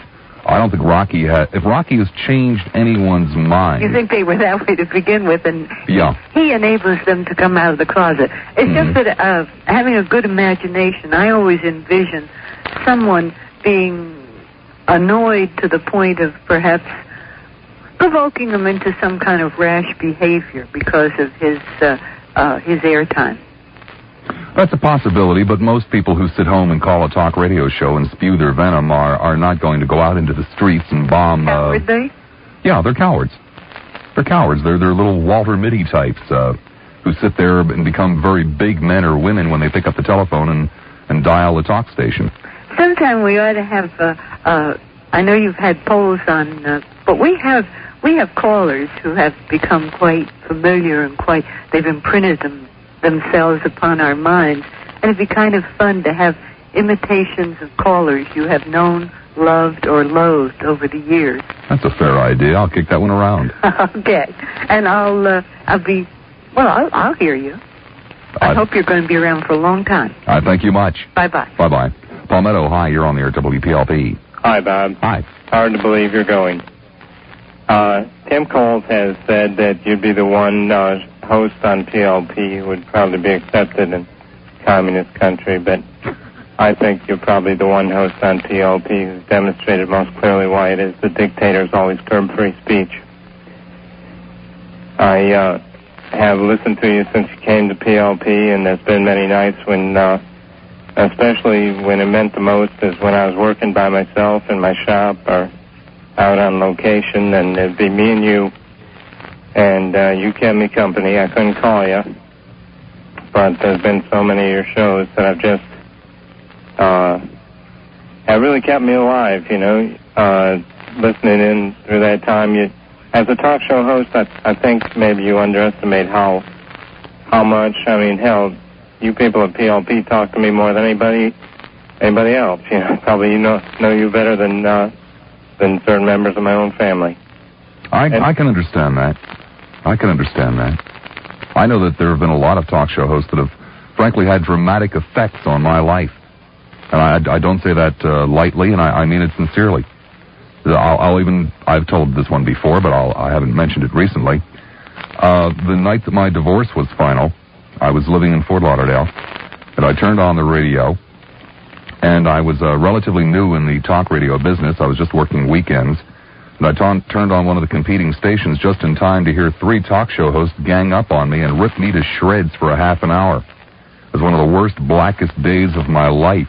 Yeah. And to sit there and listen to yourself being vilified. Yeah. And I mean, you know, if you think that talk show hosts take shots at each other in this market, you can't believe the kind of stuff that people will say about you in Miami.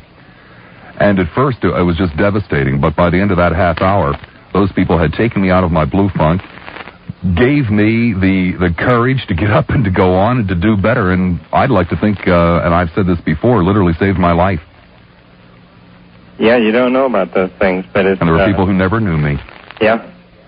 Well, you know, it's insidious in a way because we're always a little faithless unless we happen to achieve the status of a Lionel or a Rocky. But I wanted to complain, too, about one night when it was me and you, and I was working by myself. I was in the middle of a black neighborhood, and I had an air compressor going, so I had to turn the volume up. I had the volume turned up, so when the compressor came on, I could still barely make out what you were saying. And here I am building this church in this black neighborhood, and you turned the show over to Rocky, and he spent 20 minutes interviewing the brain lady. And I was psychologically unable to turn down the radio.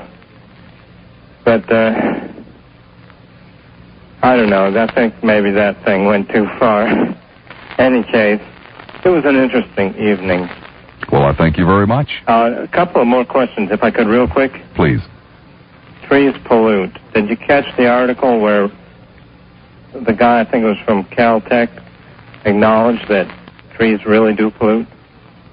Did I catch the article? No. In the Tribune, anyway. No, I did not. It was humorous, in any case. What years were you in Utica? 71 and 72. You wouldn't have happened to remember Rabbi Waldman? No, afraid not. I was up there suffering through the winters at Colgate University, 38 miles away from you there. No, I know where it is. Awful, awful winters. Awful winters. My friend, I do have to move along, but I thank you very much. I appreciate it. South St. Petersburg, you're on the air at WPLP. Hi, Bob. Hi. I'm calling not too far from Maximo Shopping Center, so I guess this can be your official remote. Okay. Right. Your first hour was real reminiscent of a couple of my favorite shows of yours. One was that life story show you did, your life story. And you went on to tell all sorts of great stories about how you and your friends would go cruising around looking for VFW halls that were full of... Oh, yes, what I talked about when I was a kid, yeah. That was fascinating. I enjoyed that a lot. Maybe you could do another one of those kind of shows sometime pretty soon. And the psychologist or whoever you had on analyzing your callers one night. Uh-huh. That was that's what I call the Bob Lassiter Greatest Hits show. I enjoyed it immensely. I really enjoyed that. And something you were talking to, I guess it was a lady before the last caller, you had mentioned, or maybe it was the last caller, you had said that some of the talk show hosts at competitors in Miami or Lauderdale were talking about you, giving you down the road. Oh, you just wouldn't believe the things they said about me that night. The thing is... They're all true, too. Up here, though, I notice a lack of that. Now, you will, from time to time, mention Gonzalez in a favorable or less than favorable light, but down there, they're always talking about one another. Up here, they're not. Is that... why is that? Just a different breed of talk show host, a different school of talk radio. That's the individual announcer that's making that decision, or do you suppose it's a management type thing, since there are only basically two talk stations here? Well, this station, it vacillates back and forth in terms of management. There are times when they come down on you very heavy. There are other times they just look in the other direction. Yeah. And but it's primarily the hosts. Another WOUR question. You remember, do you know Steve Huntington? No, Steve Huntington was in the group of people that came after me at OUR. Yeah. When I left OUR, the station was pretty much turned over to a group of people who used to work at the Syracuse University radio station. Uh-huh. Bob Putman, Jeff Chard are two names that come to mind. And they were after me. Yeah, he's in this area now. Yeah, so I've heard, working as a sales manager, I believe. One more question. Okay. Are you going to take David Sanborn and the Eagles with you, or are they staying at PLP? Well, Take It to the Limit is appropriate only at night. Yeah. And so when we play it tonight, that will probably be the last time we play it. It just doesn't play at any other time of the day. Maybe you ought to play Already Gone tonight instead of Take It to the Limit. Well, I got what I got, and Take It to the Limit is what it is. Yeah, okay, Bob. Thanks a lot. Take care. Tampa, you're on the air at WPLP. Yeah, Bob, you know, you have a big cult following, and Wednesday night's show proved that. Don't you agree with me? I don't know. Because I'm not sure I know what you mean. All those people, they wouldn't have called if they didn't like your show. You know, they could have turned the radio off. Well, probably the humorous spirit of it. There are a number of people that listen to this program who are just plain masochists. They despise me, despise everything about the program, but they can't help but listen to it. And I hope you play some of your classic calls tonight, because I'd really love to hear some of them. I'd love to hear them, too. Unfortunately, I no longer have them. Oh, really? If I did, I would have played them. Uh-huh. And another thing, Cheryl Brown does look at her co-anchor funny. I have to admit. I think so. I have to admit it. There's something going on. No, I don't think there's anything going on outside of a consultant that has told them that's what they should do. I don't know. It's all the rage in television today that there be this slight hint of maybe something going on between the two anchors. It's all over the country. It's not just Channel 10. It's done at the other stations here as well. I know. She's a little ridiculous, but that's the way it is. She's doing what she's told to do. Okay. Take care. Bye. St. Pete, you're on the air at WPLP. Bob. Yes. I should call you Mr. Lassiter. I'm a short-time listener and a first-time caller. I would like to say that me listening to you, I didn't particularly like some of your comments, but now I've grown to respect you as a mortal human being with some flaws. Lots of them. Some warts, too. We humans have lots of flaws. I do want to say, wherever you're going, I wish I knew where you were going and when you're going to be on the air. My grandmother, who also turned me on to PLP. Well, now, wait a second. I had promised the people here that I would not use the facilities of this radio station to promote where I was going, but it's been in the paper today. It has been a topic of conversation on the other station. It's been a topic of conversation on this station. I'm going to WFLA. Oh, are you? Yes. Oh, I see. With Jack Ellery. Maybe. Oh, I see. Well, I don't want to get you upset in any reason. But I do want to wish you luck. I hope you do have phenomenal success, and I just wish that I had listened to you a lot longer so I could know you better than what I do now. I'll be around. Oh, well, I don't know if I'll be able to listen to you. I drive a truck all day, and I understand you're going from 3 to 7, and I'm on the road usually at those hours. You misunderstand. Oh, did I? Yes. What was my misunderstanding? 3 to 7. 3 to 7 in the morning? No, it's not 3 to 7, period. I see. Okay. I cannot say what time slot it is, but it is not 3 to 7. Okay. Well, I'm sorry. I didn't mean to. Oh, it's okay. But I just hope you have great success in whatever your ventures are. Thank you very much. All right. Bye-bye. Bye-bye. The telephone lines to put you on the air with Bob Lassiter are currently busy. We'll let you know when the lines are open. I wake up every morning wishing that they had killed me. And Jim does too.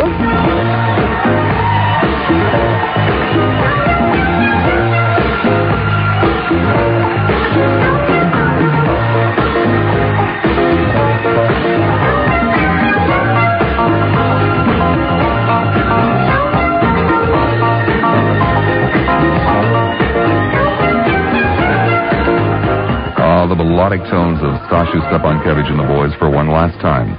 Clearwater, hi, you're on the air, WPLP. Good evening, Bob. Good evening. I have a couple of questions I'd like to ask you about talk radio in general and then finish up with a comment. Okay, I'll do my best. All right. First of all, you've mentioned that you sweat before you go on the shows every night. Could you speak up a little bit? We're having just a wee bit of trouble hearing you.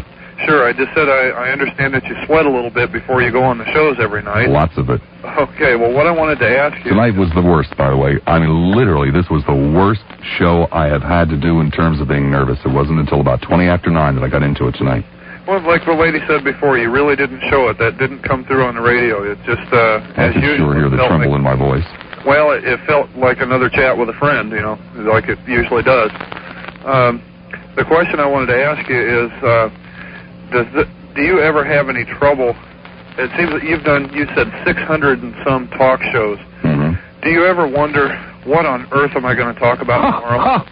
Are you kidding? There have been nights when I have sat here with the news playing at 8 o'clock saying, oh my God, what are we going to do tonight? Yes, I do. It would seem like the radio equivalent of a writer's block. I would panic in that situation. I do. Okay, question number 2. You're well familiar with the nationally syndicated talk shows like Larry King or Ed Bush or something like that. Right. I have been kind of introduced to talk radio through WPLP when I moved here about a year and a half ago, and I've since then every now and then I'll listen to Larry King, and the one biggest difference that I have noticed is that on your station and smaller radio stations, you can have a conversation with a host, and that absolutely isn't done on the Larry King show. If you dare to make a comment, you're asked to, what's the question? Right. And then as soon as you ask it, you're gone. There's no conversation. There's no chance for rebuttal. Is that done simply because there's such a vast number of callers and they try and accommodate most of them? No, it's simply because there's such a vast number of callers and they don't have to put up with them. I wondered if that was, if that might be the case. I would much rather have a call next one, but I don't have the luxury of an audience of 3 million people and 14 incoming lines. You'd rather do the shorter calls, too? Oh, yes. You see, that way you train your audience. The people that call the King Show know that they don't have much time, and they've got to get to the point, they've got to get to it quick, or they know they're gone. Well, he is so popular, he has very good guests sometimes, and it seems a shame to put people on there who get to ask one question and they're gone and they have to listen to the answer on the radio. It seems like there could be much better conversation with some of these guests that he has, but they're never really given the opportunity to do so. And that's one of the things that I've enjoyed about your show, and for that matter, most local talk radio, is that, of course, certain times people get out of hand and they get long-winded and go on, but, for the most part, I enjoy the two-way conversation where the host actually talks back. Well, in theory, we're supposed to have a call on for no more than 3 minutes. I do have a little clock in front of me. I'm one of the very few people at the station that uses it. And I do, for example, you have now been on for 3 minutes and 25 seconds. Mark. I have? Yes. Good Lord. What I basically do, even though I look at the clock, as soon as I start getting bored with a call, be it 40 seconds or 40 minutes, that's when the call goes. I see. All right. Well, my closing comment here is, as I mentioned before, I started listening to you shortly after I moved here about a year and a half ago. And, you have impressed me as somebody who really, you're kind of a friend to me. And you have been ever since. And, I wish you luck where you're going. And in fact, you've been such a good friend that you've pulled me away from things I really like to used to do. And that's quite a compliment, and I appreciate it. Well, it's not goodbye for long. It's just so long for now. We'll talk again. Okay. Bye bye. Good night. Tappa, you're on the air at WPLP. Good evening, Mad Dog. Good evening. Just wanted to make sure you knew there was two Mad Dog freaks here, and we're going to try to follow you on the dial. But like that last caller said about a la Larry King, those of us who work all day long and come home at night and relax to a radio talk show, maybe like Larry King, you can repeat yours, not 3 in the morning, but maybe 7 at night at this channel. maybe we'll keep Mike employed anyhow before the ratings goes too far. Well, I don't know that there have been very many of these that have been worth repeating. Yeah, you mentioned a few tonight, though. So, we've enjoyed them. Yeah, but that's over. I've done over 500 shows at the station, and I think we mentioned maybe at best a dozen of them. Yeah. Well, how about at least once a week, then they'll keep WPLP busy. Whatever. The best of Bob Lassiter. Well, Mad Dog, keep it up, and we enjoyed it. Thank you much. Okay. Bye-bye. St. Pete, you're on the air at WPLP. Hi, Bob. Hi. You were speaking about being nervous earlier yourself. This is the first time call for me, so I'm a little bit nervous myself. Oh, I more than understand. I just wanted to convey what one of your former callers said there, and you've been a buddy of mine for a number of months, and I don't have the option to call often because I work too. But I want to tell you we appreciate it, and we're definitely going to be looking for you somewhere else, wherever that may be. Well, thank you. Thank you. Bye-bye. Take care. St. Pete, you're on the air at WPLP. Oh, yes, sir, Miss Lassiter? Yes, sir. Okay, try to make it as quick as possible. I had it all down, but now I got all nervous again because the phone came on. Take your time. Okay, thanks. Some months back you talked about your life from child to present almost, okay? Mm-hmm. A couple months ago, I guess. Now, right before that, you were talking, and I don't know, some guy said something, my mother asked you not to say this, and you said, tell your mother to go to hell. Mm-hmm. And I'm the fool that called you up. Right after that call I got on. Okay. Oh, wait, I forgot one thing. I knew I'd forget something. But when you're talking about your life, you were talking about how nice it is to ask somebody forgiveness and they forgive you. And I've been wanting to do this for so long, but it's one of those things that I just say, well, I don't know whether I should or not. He might just hang up on me or laugh at me or something. Maybe now it wasn't the right time, but now I had to say it now. I'm out in the payphone now because we had to move. We don't have a phone yet. But I was really a fool for calling you up and saying like this. Oh, you weren't? You were offended. I was offended, but, after I heard you talk, I realized, man, I don't even know you. I know nothing about you. So you make one little statement to somebody, and I was like, man, this guy thinks he knows everything, Well, I'll make a deal with you. I'll forgive you if you forgive me for offending you. Well, I'll tell you what.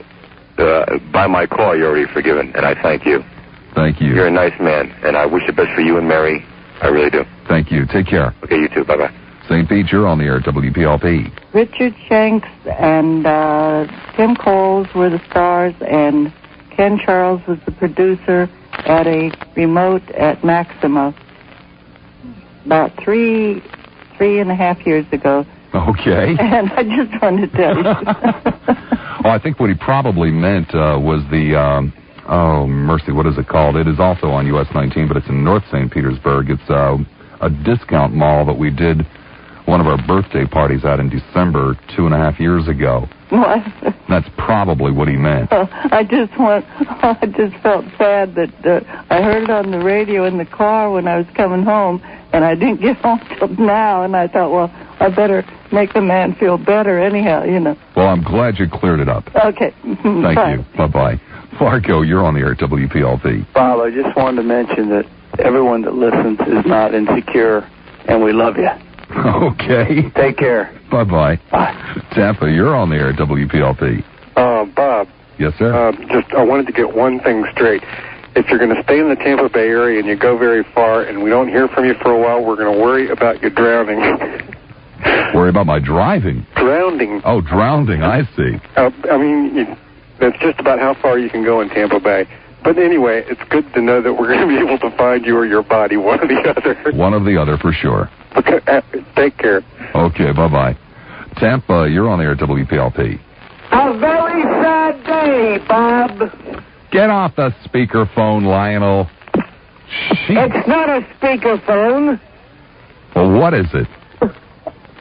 All of this drivel, we're gonna miss you. You've been so special. Where are all those crackpots that you've offended for the past couple of years? The old people who went into an anal clutch based upon what you told them. Where are they tonight? Well, it's my understanding they're all down at the old Coliseum in St. Petersburg celebrating. Looking for a little fun. Bob, you're a traitor. What's going to happen to that... Whoa, what do you mean I'm a traitor? You talk on both stations. I'm not being paid by them. Not yet, that is.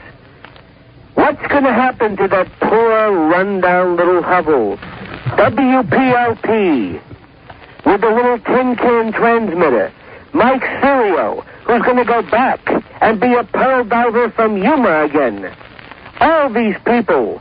Those people who are sitting right now in the control room eating cold chicken and crying because they realize that they're going to have to go back and own another chain of tall and big men shops in Japan. Bob? Yes? I don't want to say that I'm going to miss you. Cut that out, Bob. All right. This is a very serious moment here. Oh. I'm missing Crime Story to talk to you. You're missing Crime Story. Oh, you poor baby. And I would like a little reverence, please. A little? That's exactly what you'll get here, Lionel. Very little reverence. Bob, we've been through a lot. We have? We went through the Yoki call. Radio history. When we ran him out of town. Remember that, Bob? Oh, I'll never forget it. Doing Joe Pippin jokes. I mean, it was tremendous. Talking about the lousy Saturday lineup, Mr. Plant Hernia, and all of that stuff. But you know, it worked. Because they listened to you, Bob. Yoki's through. Now you've got the Susquehanna Hat Company that's come in here, and what's the first thing they do? They run you out. That's what's so sad about this. They didn't run. They're not even in here yet. They're not in here yet? No, they didn't run come in at midnight and clean up? Oh, no, I forgot. That's Serio's job. Bob, with all candor, with all seriousness, you have made radio history in this market. Don't you realize what you've done? You have caused more old people to be apoplectic than a bad run of Preparation H. Well, now, I beg your pardon. I got quite a few young people in that same condition, too. Oh, no, I've heard all those, Let's face it, your average caller has the IQ of a speed bump and has a hard time making a fist without reading the instructions. Come on, I disagree. What about all those born-again Boy Scouts that I've upset? The born-again Christians, people that you've derided. You've taken their faith and you've wiped parts of your body with it. It's disgusting and I love it. Bob, I wish you only mediocrity. Because if you ever really make it big, if you ever truly make the big bucks, we're talking 20, 25 grand, then you're not going to be the same. Because you know what makes you so special, Bob? You're hungry. And for you to be hungry is like having a giraffe with a sore throat. But, Bob, I'm very sad tonight. And I understand you are going to do WTMP. Is that correct? Yes, WTMP, yes. I'm doing overnights at TMP. When is the Mamba station going to take effect? That, unfortunately, they lost the construction permit on, and the Mamba station is just out. Bob, since we've talked so much before, and I call you Perro Loco for all you Spanish people because you are truly a mad dog, do you remember some of the lighthearted moments that we've gone through? Remember when you came back from your honeymoon, and I questioned you about the sexual goings-on between you and your wife? Remember that? That was truly radio history. Well, if you enjoyed it, Lionel, that's what I'm here for. I loved it more. I still can't walk straight. Seriously. I'll bet. It's like a half a husky. Doesn't take much to get you excited, does it, Lionel? Bob. Levine really had your number. Who has? Levine. You keep bringing up that husband. Levine, really had you under control. I mean, he had you trained. How is that? What the... I remember every call would always end the same. Levine would say goodbye, Lionel. And you'd sit there and say, goodbye, Lionel. And he'd hang up on you. You're not going to do that. You know why I did that to Levine? Do you know why? Why? Because the man was a glue addict. And it made me sad. The man with tough liquid paper. I've seen it. I've been to FLA before. I know what's going on. Bob, I'm so sad tonight. What's going to happen to PLP? Who is going to kick Tim Coles around anymore? Wait a second. Don't be sad for me. I got a parking space in the lot directly across the street. From what? I had to give up $38,000 a year to do it. What parking space? And that was the main point of the negotiation. The parking lot right across the street. I mean, most of the other parking spaces they provide are, up in Lutz. Now, let's face it, the other interesting thing I heard today was Ted Webb was on the air, and he said that you were going to come in and he was going to go on, quote, vacation. Yes, that's news to me. I heard that driving in tonight. No one's mentioned that to me. This is the squeeze play, Bob. You're going to go in and you're going to rape that station like you did this one. You took all of the callers and you brought them to your own show. And you left poor people like Jack Wheeler, radio's answer to Al Martino. What's going to happen to these people from now on? Lionel, I just don't know, but my friend, I must say goodnight. Bob, let's don't say au revoir. Let's say hors d'oeuvre. Okay. Godspeed, my friend, and see you at church. Oh, no. Or some kind of church. Say goodnight, Lionel. Only for you will I do this. Good night, Lionel. Oh, my. One other thing I wanted to mention before we wrapped it up this evening. The people. There are an awful lot of people at this radio station. There are a lot of people who used to be at this radio station whose names never get mentioned or rarely get mentioned. And I just wanted to take a brief moment or two to go through a list, because the people who are here are very important. Let me start out with Joyce. Joyce is someone who has worked here for about the last 6 months. I spent 18 months twisting arms to get her to come up here. Damn it, I still haven't had a chance to work with her. There's Nancy, who always sits by the door and listens in. There's Manichair, a man who I admire more than I can ever put into words. And there's Mike G. and Dave and Stan and Scott and Stacy and Tommy. There's Gordon, a young man I believe in. There's Tracy and Mike Hennessy and Paul and Kathy and John and Tim. They're all the people in sales, who I still don't really know their names. Maybe someday. And then there are the people who don't even work here anymore. People I'd like to say thanks to, like Marty and Marty and Whitney and Rick. And of course, there's Don and there's Mark. And there are the supporting players. Rocky, Southside Johnny, the Petitioner, the Brandon Brain Lady, and of course, Lionel. Plus all of the nameless callers who carried the ball for the last 24 months on those nights when I couldn't. I thank you one and all. I also thank the 3,700 people who supported the minimum wage campaign and the other thousands who took time and effort to send in petitions for the So Far campaign. It's been fun, but we'll talk again. Until then, behave yourselves.